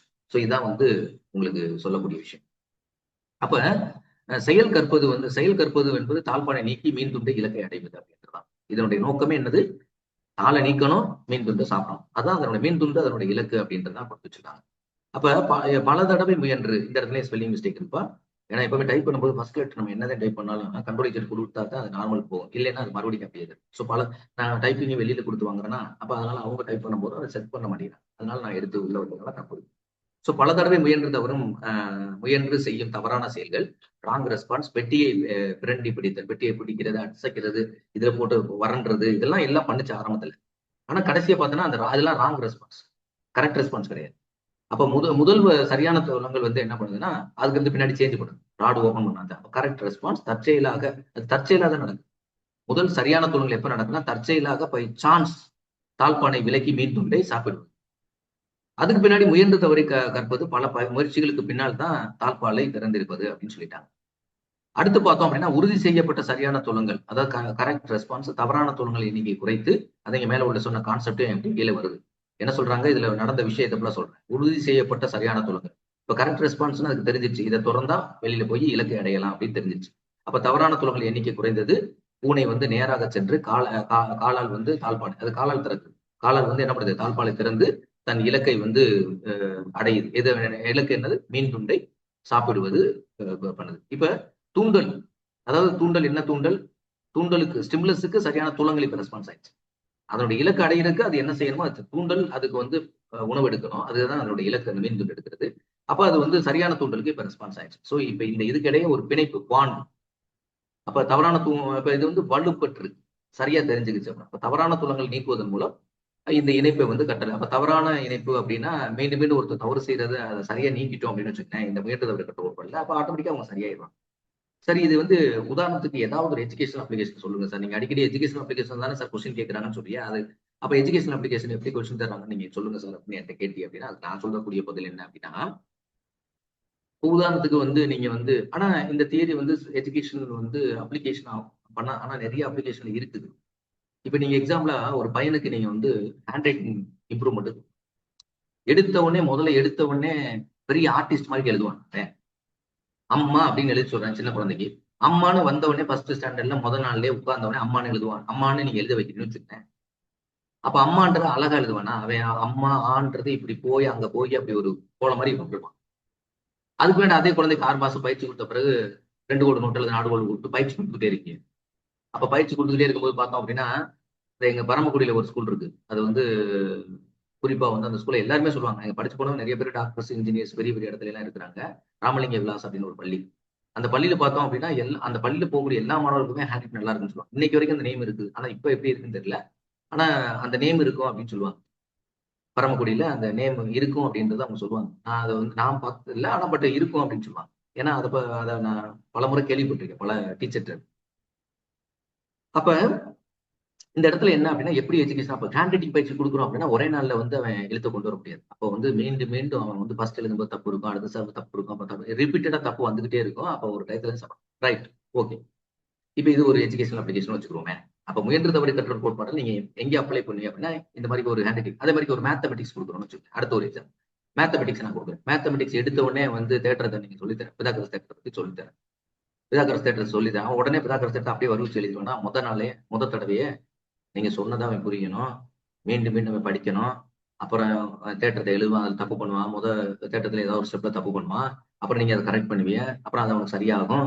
அப்போ ஸ்டிமுலஸ் அண்ட் ரெஸ்பான்ஸ் கனெக்ஷன் வந்த பிறகு ஃபைனலா அவன் பண்ணுவான், கற்றுக்கும். சரி, ஓகே. இன்னொரு எஜுகேஷன் அப்ளிகேஷன். இப்ப நீங்க வந்து ஒரு ஆர்ட்ஸ் காலேஜ்னா கலைக்கல்லூரிகள் அப்படின்னு சொல்லுவாங்க. அதாவது கலையை சொல்லிக் கொடுக்கக்கூடியது. இப்ப வந்து திருச்சியில வந்து மியூசிக், ஆடல் பாடல் இது சம்பந்தமா சொல்லிக் கொடுக்கக்கூடிய ஒரு மிகப்பெரிய ஒரு கிறிஸ்டியன் இன்ஸ்டியூஷன், மிகப்பெரிய ஒரு இன்ஸ்டியூஷன், அது மிகப்பெரிய காலேஜ், எல்லாருமே தெரிஞ்சிருக்கும்.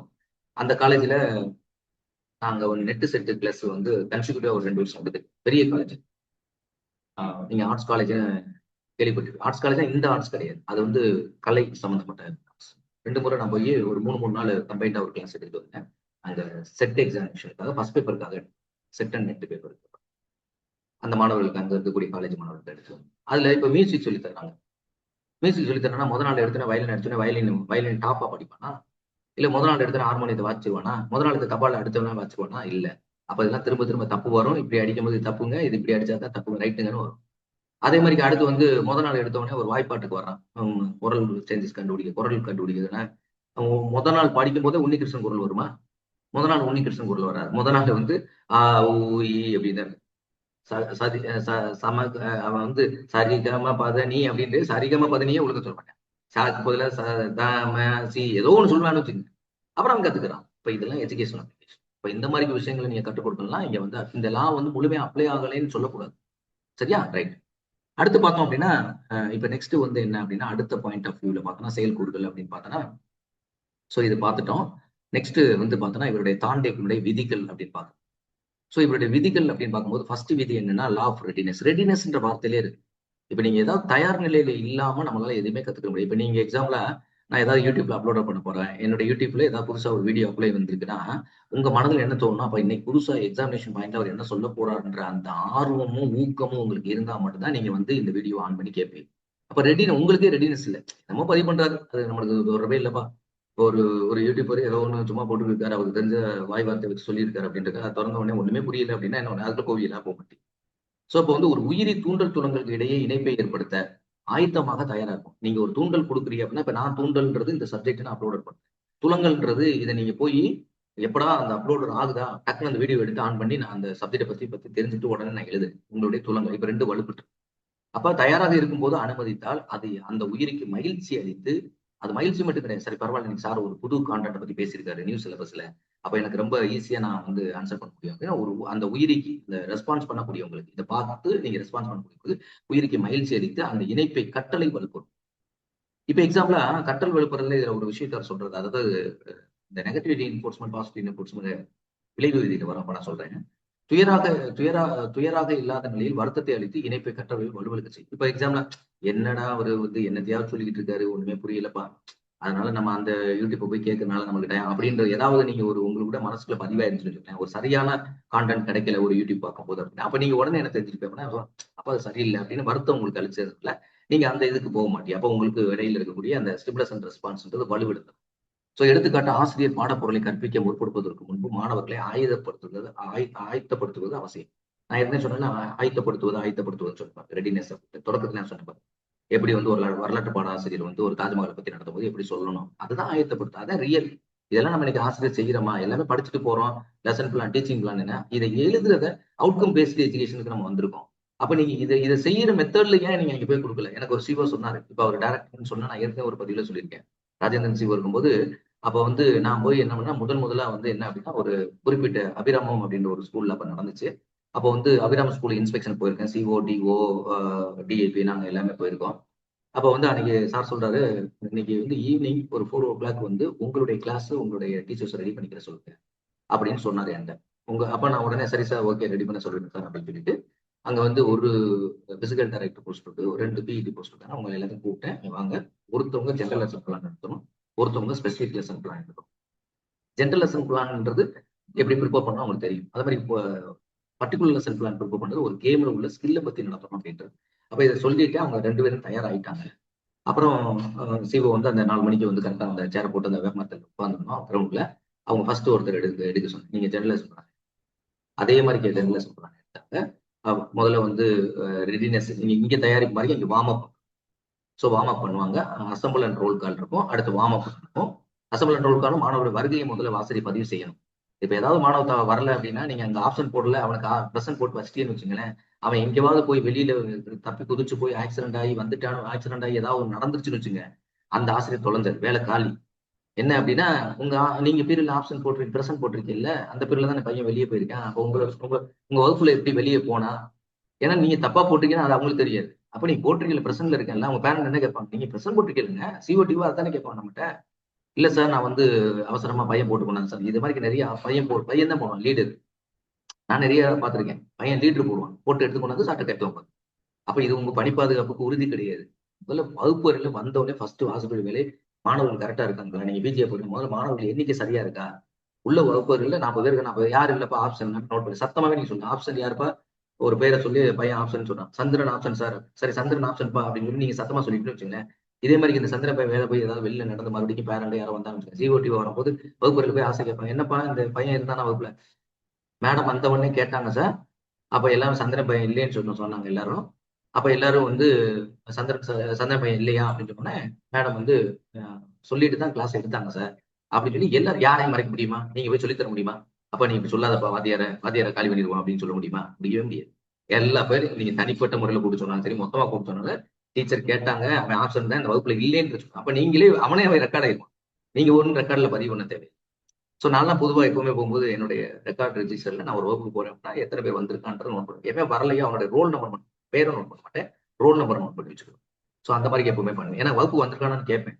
வகுப்புக்கு வரலன்னா விட்டுருவேன். வகுப்புக்கு வந்திருக்கான்னு சொன்னா அவன் அந்த வகுப்புக்கு வரல அப்படின்னா என்னுடைய வகுப்புக்கு வரலையா அவனே நோட் பண்ணி வச்சுக்கணும். இதெல்லாம் ரொம்ப முக்கியமானது. ஸோ ஆசிரியர் பாடப்பொருளை கற்பிக்க முற்படுவதற்கு மாணவர்களை ஆயுதப்படுத்தல் அப்படின்றது ஒரு அவசியமான விஷயம். எப்பவுமே கற்றல்ல வந்து என்னன்னா கற்றல் நடத்தக்கூடிய விதம் இருக்கு. இப்ப நாங்க சார் நீங்க நடத்தும் போது சில விஷயங்களை தொடர்புபடுத்தி சொல்றீங்க அப்படின்னா, ஏன் தொடர்புபடுத்தி சொல்றேன் அப்படின்னா, என்னுடைய அனுபவத்தையும் நான் தொடர்புபடுத்தி தான் சொல்றேன். இந்த அனுபவம் தான் நான் டீச் பண்றேன். நான் ஏதோ ஒரு புத்தகத்தை படிச்சுட்டு வந்துட்டு, ஏன்னா நான் பிஎட் படிச்சிருக்கேன். சயின்ஸ் தான் என்னுடைய சப்ஜெக்ட் அப்படின்றத நான் ஏற்கனவே உங்களுக்கு பதிவு பண்ணியிருக்கேன். அதனால வந்து அதை நான் படிக்கும் போது என்ன எனக்கு இருந்துச்சோ அந்த அனுபவத்தை கல்வியில இருக்கோட சேர்த்து தான் உங்களுக்கு சொல்றேன். அப்பதான் வந்து ஏன்னா அந்த இடத்த கனெக்ட் பண்ணும்போது உங்களுக்கு வந்து இந்த விஷயத்தை என்ன புரிஞ்சுக்கிற முடியும் அப்படின்றக்காண்டி தான் நான் தகவல். சும்மா படிச்சுட்டு அதுல உள்ளதே அப்படின்னா புத்தகத்துல உள்ளதே, புத்தகத்துல அதுக்கு புத்தகத்தை அவர் போய் படிச்சுருவார்ல. ஒரு வந்து ஒரு ஏதாவது பாடம் நடத்துறாரு, வரலாற்று பாடம் ஆசிரியர், பாடத்தை புத்தகத்தை வச்சு இதை படிங்க இது வந்து அதான் அவங்களுக்கே தெரியுமே. எதுக்கு அவங்க வந்து கண்ணை வேஸ்ட் பண்ணிட்டு அவருடைய ஒளி எல்லாம் பவர் எல்லாம் கம்மியாகி அவர் வந்து ஒர்க் பண்ணணும் அப்படின்றது எப்படி தெரியும்? சோ ஒண்ணும் பண்ண முடியாது. அப்ப தூண்டலுக்கும் துலங்களுக்கும் இடையே உள்ள பிணைப்பை வந்து திரும்ப திரும்ப வந்தால், தூண்டலுக்கும் துலங்களுக்கும் இடையே உள்ள பிணைப்பு வந்து இந்த இடத்துல லா ஆஃப் எக்ஸசைஸ் சொல்லிட்டாங்க. இதுக்கு இன்னொரு விதி இருக்கு, மேல ஸ்பெல்லிங் இங்கிலீஷ் ஸ்பெல்லிங் மிஸ்டேக் இருக்கு. லா ஆஃப் ஃப்ரீக்வன்சி அப்படின்னு சொல்லுவாங்க. அதாவது லா ஆஃப் எக்ஸசைஸ் அப்படின்னு சொல்லலாம். இது வந்து லா ஆஃப் எக்ஸசைஸ்னா தமிழ்ல வந்து பயிற்சி விதி. லா ஆஃப் ஃப்ரீக்வன்சி அப்படின்றது அதிர்வெண் அப்படின்னு சொல்லுவாங்க. அதிர்வெண்ணா ஃப்ரீக்வன்சின்னு சொல்லுவாங்க. அப்ப லா அடிக்கடி, இந்த அதிர்வெண்ன்றது அடிக்கடி நீங்க வந்து ஒரு விஷயத்தை பயிற்சி பண்ணிட்டே இருக்கீங்க அப்படின்னா, இந்த இடத்துல ஃப்ரீக்வன்சி அப்படின்றது அதிர்வெண் விதின்னு எடுத்துக்க கூடாது. அதிர்வெண் விதினா என்ன? தமிழ்ல நேரடியா பொருள் கொண்டு அதிர்வெண் விதி தான் அது. அதிர்வெண் விதி மீன்ஸ் மீண்டும் மீண்டும் செய்யுது. அதான் அடிக்கடி பயிற்சி எடுத்துங்க அப்படின்னு. அப்ப தூண்டலுக்கும் துலங்களுக்கும் இடையில் உள்ள பிணைப்பை திரும்ப வந்தால் வலு அதிகரிக்கும், இல்லையெனில் வலு எழுந்துவிடும். அப்ப அடிக்கடி நீங்க ஒரு விஷயத்தை, இப்ப நான் ஒரு தடவை ஒரு வீடியோ அப்லோட் பண்றேன், ஒரு தடவை பார்த்து அப்படியே விட்டுட்டே அப்படின்னா உங்களுக்கு என்னது, அந்த பாடம் மறந்துடும். அந்த பாடத்தை அடிக்கடி நம்ம வந்து ரிவிஷன் பண்ணிக்கிட்டே இருக்கோம். அடுத்து அடிக்கடி அந்த வீடியோ போட்டு பார்க்கணும். அந்த கான்டென்ட்ல என்ன கொடுத்துருக்காங்க புரியுதா அப்படின்னு பார்க்கணும். நீங்க ஒரு நோட்ல நீங்க இந்த மாதிரி நோட்ஸ் எடுத்துக்கிட்டே வரும்போது இந்த வீடியோ நீங்க எப்ப திருப்பி பார்க்க தேவையில்லை அப்படின்னா, இப்ப நீங்க எக்ஸாம்பிளா நான் வந்து ஒரு ஒரு ஏதோ பர்டிகுலர்ல இந்த கான்டெக்ட் விதியை பத்தி நடத்தும் போது நீங்க நோட்ஸ் எடுத்துக்கிட்டே வரீங்க. நோட்ஸ் நீங்க பார்க்கும்போது உங்களுக்கு அந்த ஒவ்வொரு வார்த்தையும் நான் சொன்ன கான்டென்ட்டோட இல்ல நீங்க வேற ஏதாவது டீச்சர் சொன்ன கான்டென்ட்டோட ரிலவென்ட் பண்ணும்போது நீங்க ஷார்ட்டா நோட்ஸ் பண்ணிட்டு வந்திருப்பீங்க. அப்ப இது சொன்னா அப்ப இதைத்தான் சொல்லுது, இந்த கூறு எதை பத்தி பேசுது, இந்த இது எந்த அனிமலை பத்தி பேசுது அப்படின்னு உங்களுக்கு சரியா நீங்க எழுதி வச்சதுக்கு புரிஞ்சிருச்சு அப்படின்னா நீங்க திருப்பி யூடியூப்ல போகவே தேவையில்லை. ஒரு தடவை பார்த்தப்போ. ஏன்னா நீங்க எழுதி வச்சிருக்க நோட்ஸ் சொல்ல விஷயங்களோட உங்களால கனெக்ட் பண்ண முடியுது. அவர் சொல்லும் போது அந்த அந்த பாயிண்ட் பார்த்தோன்னா நான் என்ன பாயிண்ட் சொல்றேன்னா அந்த பாயிண்ட் கனெக்ட் ஆச்சு அப்படின்னா உங்களுக்கு முழுமையா புரிஞ்சிருச்சுன்னு அர்த்தம். அப்புறம் இதுக்கு திருப்பி போய் அங்க போக தேவையே கிடையாது. சோ அப்ப திரும்பி வந்தால் வலு அதிகரிக்கும், இல்லைன்னு வலு எழுதணும். நீங்க திரும்ப திரும்ப பயிற்சி எடுக்கல அப்படின்னா, நான் எல்லாமே வீடியோ கேட்டு போனேன், ஆனா பயிற்சி போய் எக்ஸாம் எழுதுவேன். நீங்க மீண்டும் மீண்டும் கேட்டா தான் உங்களுக்கு அங்க போய் வந்து பயிற்சியில போய் உங்களுக்கு நினைவோட ஆன்சர். ஒரு தடவை கேட்டா ஆன்சர் பண்ண முடியாது. அப்ப இந்த ரெடினஸ்ல விதியை பொறுத்தவரை ப்ரீவியஸ் இயர்ல கொஸ்டின் கேட்டிருக்காங்க. நீங்க எடுத்து பாருங்க, வெரிஃபை பண்ணி பாருங்க. ப்ரீவியஸ் இயர்ல இந்த ஆயத்த விதியில இருந்து கொஸ்டின் கேட்டிருக்காங்க, பயிற்சி விதியில இருந்து கொஸ்டின் கேட்டிருக்காங்க. பயிற்சி விதியில அதுக்கு இந்த வார்த்தையை கொடுத்து இது எந்த விதியோட தொடர்பு இருக்கு அப்படின்னு கேட்டிருக்காங்க. அதாவது வந்து பெர்ஃபெக்ட், அதாவது practice make a man perfect.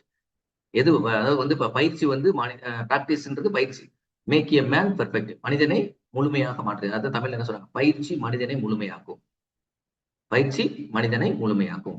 லா வந்து சிறப்புலகம் வந்திருக்கு, ஆனால் அது வந்து முழுமை அப்படின்றது, முழுமை அதுக்குடைய லா வரும்.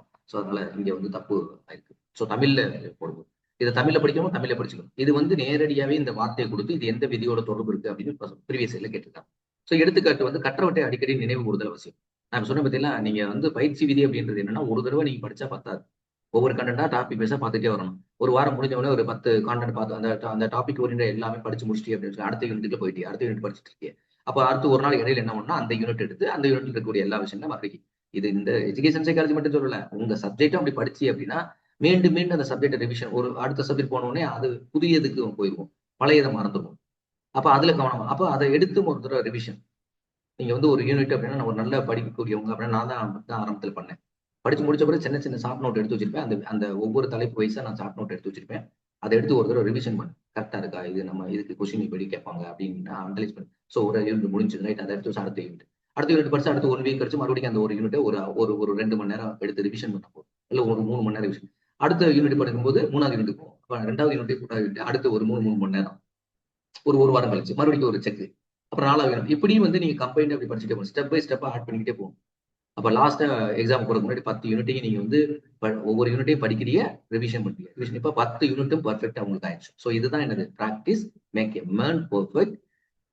நீங்க வந்து உறுதியா அப்பாயின்மெண்ட் ஆர்டர் அடிச்சு வாங்கிடு. வடிவேல் சொல்ற மாதிரி எனக்கு நான் அடிச்ச மணி வந்து கடவுளுக்கு கேட்டுச்சோ கேட்கலையோ, கவர்மெண்ட் கிடைச்சாயா அடிச்சாயா அப்பாயின்மெண்ட் ஆர்டர் அப்படின்ற மாதிரி இந்த இந்த பாலிசி, ஒரே ஒரு பாலிசி நீங்க பயிற்சி விதியை சரியா பண்ணி அப்படின்னா practice make a man perfect.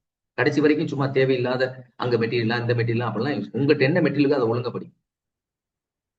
உங்ககிட்ட உள்ள மெட்டீரியல் அந்த மெட்டீரியல் அது ஒண்ணு தானே, ஏதாவது ஒரு என்னமோ மாறி இருக்க போது அதுக்கான அவர் மெட்டீரியல் மட்டும் தான் கொஸ்டின் கேட்பாங்களா? அப்படிலாம் கிடையாதுங்க. முதல்ல மெட்டீரியல் நீங்க தெளிவா முதல்ல உங்க மெட்டீரியல் தெளிவுபடுத்துங்க.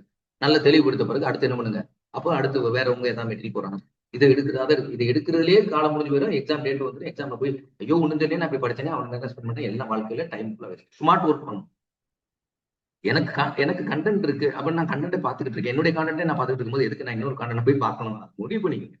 அதை பார்த்து முடிச்ச பிறகு உங்களுக்கு அடிஷனலா தேவைப்படுது. நான் எல்லாம் 12 வருஷம் ஆயிட்டேன், டைம் இன்னும் இருக்கு எக்ஸாமுக்கு. ஓகே கேரியா, நீங்க என்னென்ன மெட்டீரியல் வருதோ எல்லாத்தையும் படி. சில சென்ட்லாம் பார்த்தா மெட்டீரியல்ஸ் பார்த்தோம் அப்படின்னா நீங்க எஜுகேஷன் சைக்காலஜி வர்றவங்க எல்லாருமே பிஎட் படிக்கும்போது நீங்க எல்லாமே பிஎட் படிச்சவங்க தான் வர்றீங்க உள்ள, எம்எட் படிச்சவங்களும் உள்ள வருவாங்க பிஜிக்கு.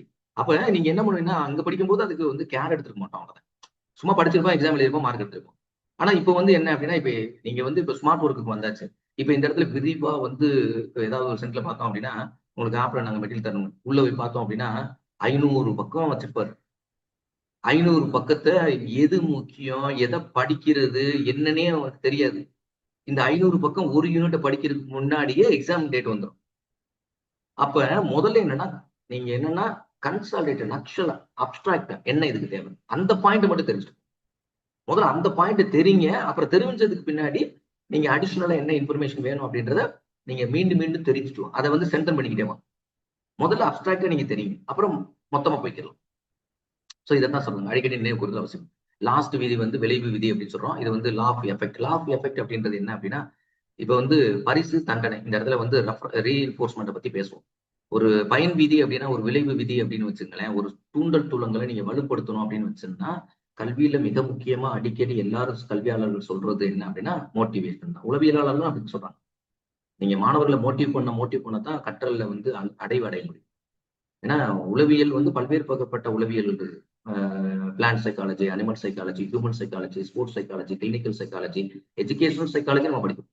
கல்வி சூழல்ல ஆசிரியர் மாணவர் இவங்க 2 பேரும் கற்றலை மேம்படுத்துவதற்கு அவங்களுடைய உளவியல் காரணிகள் எந்த அளவுக்கு சைக்காலஜிக்கல் ஃபேக்டர்ஸ் இன்வால்மெண்ட்ல இருக்கு அப்படின்றத இங்க படிக்கணும். அப்ப மோட்டிவேஷனை பத்தி சொல்லுவாங்க. அதே மாதிரியே ரீஎன்ஃபோர்ஸ்மெண்ட் அப்படின்னு சொல்லுவாங்க. பாசிட்டிவ் ரீஎன்ஃபோர்ஸ்மெண்ட், நெகட்டிவ் ரீஎன்ஃபோர்ஸ்மெண்ட், வலுவூட்டம் சொல்லுவாங்க. ரீஎன்ஃபோர்ஸ்மெண்ட் அது வலுவூட்டம். இப்போ ஸ்டிமுலஸ் அண்ட் ரெஸ்பான்ஸுக்கு இடையில இருக்கக்கூடிய வலுவூட்டத்தை, ஏன்னா எஸ்ஆர் பான் தியரியை பேஸ் பண்ணி தான் தாண்டேக்கு வந்து உயர்ந்தவை கற்றுக் சொல்லுவாங்க. அப்ப இந்த ரெண்டையும் வலுப்படுத்தணும்னு ஒரு முடிவுக்கு வந்துட்டீங்க அப்படின்னா நீங்க வந்து அவங்களுக்கு மோட்டிவேஷன் பண்ணணும், பிரைஸ் கொடுக்கணும். ஒருவேளை நாளைக்கு நீ படிச்சு வரல உனக்கு தண்டனை அப்படின்னு சொன்ன, இப்ப தண்டனை கொடுக்க முடியாது, அது வேற விஷயம். அதனால தண்டனை அப்படின்றது இப்ப கிடையாது. முதல்ல வந்து பரிசு அது மாதிரிதான் இப்ப நம்மளுக்கு மாணவனை மோட்டிவ் பண்ணுங்க. அடிக்காது என் பாட்டுக்கு அப்படியே வச்சிருங்க. இப்படியே வரட்டும், அடுத்து வந்து இப்படியே வருவாரு, அடுத்து வந்து சமுதாயத்துல வந்து கிரிமினல்தனம் பண்ணுவாரு, அப்புறம் அடுத்து வந்து கிரிமினல்தனம் பண்ணுவாரு. இங்க ஒரு சமீபத்துல இப்ப வந்து இங்க ஒரு மர்டர் நடந்துச்சு. நான் இருக்கிற பிளேஸ்க்கு ஒரு நியரஸ்ட்ல பார்த்தோம் அப்படின்னா ஏதோ ஒருத்தன் தப்பா பேசிட்டானா அவனை போயிட்டு வந்து ஒரு சின்ன பையன் போய் வெட்டியிருக்கான். சோ அப்ப வந்து இது என்ன அப்படின்னா இப்ப நீங்க வந்து இதே மாதிரிக்கே கண்டிக்காம அப்படி வச்சுட்டு வாங்க. அப்ப வந்து அங்க வரும்போது என்ன, மாணவர்களை ஆசிரியர் அடிக்கிறாங்க அப்படின்னா முதல்ல அந்த ஆசிரியர் வந்து எதுக்காக அடிக்கிறாங்கன்றத முதல்ல சமுதாயம் புரிஞ்சுக்கணும். இப்ப எல்லா ஆசிரியர்களும் மாணவர்களை பம்புக்கு அடிக்கிறது கிடையாது. ஒரு மாணவர் ஒரு ஆசிரியர் வழிநடத்த பண்றதுக்காக அவர் வந்து அடிக்கிறாரு அப்படின்னா அந்த மாணவ எதிர்காலத்துல நல்லா இருக்குன்னு அடிக்கிறார். நிறைய பார்த்தோன்னா போஸ்டிங் அந்த மாதிரி எல்லாம் போடுவாங்க. அது வாசிக்க முக்கியமானவர் அப்படின்னு பேசுறதுக்கு வேணா சொல்லலாம். நீங்க செயல்பாட்டுக்கு வரும்போது நீங்க முதல்ல வந்து ஒரு ஆசிரியர் மேல நீங்க நடவடிக்கை எடுக்க போறீங்களா, இல்ல அவரை சஸ்பெண்ட் பண்ண போறீங்களா, அடிச்சுட்டாங்கன்னா நியூஸை மட்டும் வச்சு நம்ப கூடாது. செய்தி வரக்கூடிய ஊடகங்கள் வரக்கூடிய செய்திகளை மட்டுமே வச்சுட்டு ஒரு ஆசிரியர் மேல உடனே நடவடிக்கை முதல்ல அந்த ஆசிரியர் நல்லா என்கொயரி பண்ணும். உண்மையிலே இந்த ஆசிரியர் வந்து வகுப்பறையில் நீங்க வந்து கேட்டீங்கன்னா அந்த ஆசிரியர் மாணவர்களை அடிக்கிறேன்னா அவங்களை வழி நடத்துறாரு அப்படின்ற அடிப்படையில அதை எடுத்துங்க. ஏன் அதை அடிக்கிறாருன்னு எடுத்து ஏன் பிசிக்கல் அண்ட் மென்டல்னு சொல்றீங்க? ஆனா அதை எக்ஸ்ட்ரீமா போகக்கூடிய சில ஆசிரியர்கள் நான் வந்து என்னுடைய 10 வருஷ சர்வீஸ்ல 10 ஆண்டுகள் வந்து கல்வித்துறையில தான் இருந்திருக்கேன். நான் பார்த்திருக்கேன் அந்த மாதிரி. அப்பவும் நான் அவங்களை கூப்பிட்டே சொல்லியிருக்கேன். ஒரு பையனை வந்து ஒரு வாத்தியார் கண்ணுக்கு முன்னாடி அடிக்கும்போது நான் பார்த்தேன். அவர் கூப்பிட்டு சொன்னேன், பையங்களை அடிக்கிறதுன்றது வந்து என்ன அப்படின்னா அவனுடைய பிசிக்கல்ல எந்த பாதிப்பு கொடுக்க கூடாதுங்க.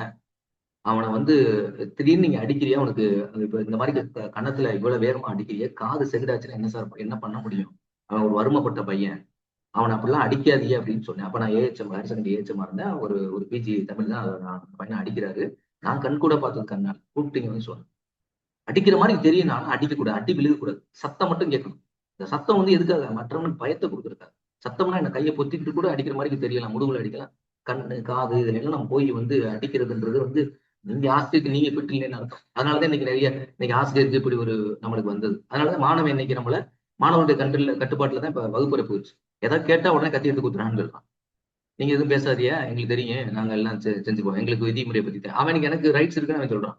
அப்ப நம்ம என்ன பண்ண முடியும்? ஸ்கூல் எஜுகேஷன்ல எப்படி இருந்தா ஹையர் எஜுகேஷன் எப்படி இருக்குன்னு யோசிச்சுப்பாரு. நான் 2017 போகும்போது இருந்த சூழலும் இன்னைக்கு இருக்கக்கூடிய சூழல் என்டையர்லி மாற்றாரு. சோ அந்த மாதிரி தான். சோ பரிசு பாராட்டுது இதுல என்ன சொல்றாங்க, ஒரு குறிப்பிட்ட தூண்டல் துணங்கள் இணைப்பை ஏற்படுத்தியதை தொடர்ந்து மகிழ்ச்சி அல்லது விரும்பத்தக்க விளைவுகளான பரிசு பாராட்டு போன்றவை கிடைத்தால் இணைப்பு வந்து வலுப்படும். அப்போ ஒரு தூண்டல் துணங்கள்ல வலுவு ஏற்படுத்தணும் அப்படின்னா நீங்க பரிசு அல்லது பாராட்டு கொடுக்கணும் அப்படின்னு சொன்னா பரிசு பாராட்டு கிடைத்தால் இணைப்பு வலுப்பெறும். திரும்ப திரும்ப நடைபெறும் துயரம் தண்டனை மீண்டும் மீண்டும் அந்த மாணவனுக்கு நீங்க பனிஷ்மெண்டே கொடுத்துட்டு இருக்கீங்கன்னு சொல்லுங்க. இந்த இடத்துல பனிஷ்மெண்ட் மாணவர்களுக்கு பொதுவாகவே கொடுக்கும். அதை நான் எப்பவுமே சொல்றேன், அன்பால நீங்க சொல்லுங்க கேட்பான். பாடத்தை நீங்க எஃபெக்டிவா இன்ட்ரெஸ்ட் ஆர்வமா வர்ற மாதிரி அவனுக்கு நீங்க பாடம் எடுத்தீங்க அப்படின்னா எந்த மாணவனையும் மகுடி பாம்பு மாதிரி நீங்க வந்து மகுடி ஊதக்கூடிய அந்த ஊதி ஊடும் போது பாம்பு மயங்கம் சொல்லுவாங்க இல்ல, அது மாதிரி மாணவர்கள் வந்து நான் பார்த்த வேலை வரைக்கும் மாணவர்கள் எல்லாமே நல்ல பசங்க தான். அது பள்ளி கல்வித்துறையா இருந்தாலும் உயர்வு. ஆனா நம்ம அவங்களை எப்படி வழி நடத்துறோம்? நீங்க எஃபெக்டிவ் டீச்சர் அந்த பசங்களுடைய வளத்துல அவனுடைய முன்னேற்றத்துல உங்களை பங்கு இருக்குன்னு தெரிஞ்சுக்கிட்டான் அப்படின்னா அவன் வந்து உங்களுக்கு வந்து பாம்பு மாதிரி மகடியில அடிமையா கிடக்குற பாம்பு மாதிரி தான் அந்த மாணவன் இருக்கும். சோ அத ஆசிரியர் செய்யணும். அதுக்கு வந்து என்னது, அவனுக்கு ஆர்வப்படுற மாதிரிக்கே நீங்க டீச்சிங்கை கொண்டு போங்க. அவனுடைய இன்னைக்கு இருக்கக்கூடிய மாற்றம் எல்லாம் எப்படி வர்றானோ அதுக்கு ஏத்தாப்புல உங்க கல்வி முறையை சொல்லுங்க. டிஃப்ரெண்ட் மெத்தடாலஜி யூஸ் பண்ணுங்க. ஸ்மார்ட் கிளாஸ் ரூம்ஸ் யூஸ் பண்ணுங்க.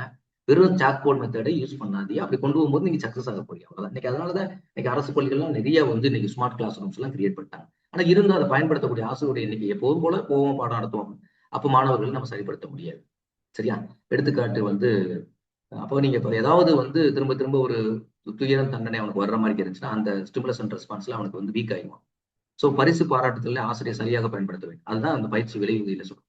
நீ வந்து இந்த எக்ஸாம்ல நீ 400க்கு 450 மார்க், 500க்கு 550 450 மார்க் நீ எடுத்துட்ட அப்படின்னா உனக்கு நான் வந்து ஒரு சைக்கிள் வாங்கி தரேன் அப்படின்னு பேரண்ட் சொல்றேன். இல்ல அவங்க அப்பா அவன் ஸ்கூல் டீச்சர் என்ன சொல்றாரு, நீ ஏதாவது பாஸ் பண்ணிட்டா உனக்கு நான் 2000 ரூபாய் பிரைஸ் பண்ணி தரேன். ஓகே, அந்த பிரைஸ் பண்ணிட்டு அவன் இன்னும் வந்து ஊக்கமா படி. அதுதான் வந்து இங்க விளைவு விதி அப்படின்னு. அப்போ ஒரு தூண்டல் துணங்களை வலுப்படுத்துவதற்கு வந்து பரிசு பாராட்டு இதெல்லாம் வந்து முக்கியமா மாணவர்கள் எதிர்பார்க்கக்கூடியது. அது செய்யும் போது இன்னும் அந்த தூண்டல் துணங்கள் வந்து வலுப்பெறும் அப்படின்றதான். ஸோ லா ஆஃப் ஃப்ரீக்வன்சி நம்ம சொல்லியாச்சு. ஸோ இதோடு இன்றைய அமர்வை நான் நிறைவேற்றுகிறேன். ஸோ இது தொடர்புடைய இருக்கக்கூடிய பல விரிவான தகவல்களை தொடர்ந்து நாம் பல்வேறு பதிவுகளில் இதை பற்றியான சிந்தனை கூறி இன்றைய தினம் இந்த பதிவை நிறைவு செய்த தேர்வில் வெற்றி பெறுவதற்கு அனைவருக்கும் என்னுடைய வாழ்த்துக்களை தெரிவித்துக் கொள்கிறேன். நன்றி, வணக்கம்.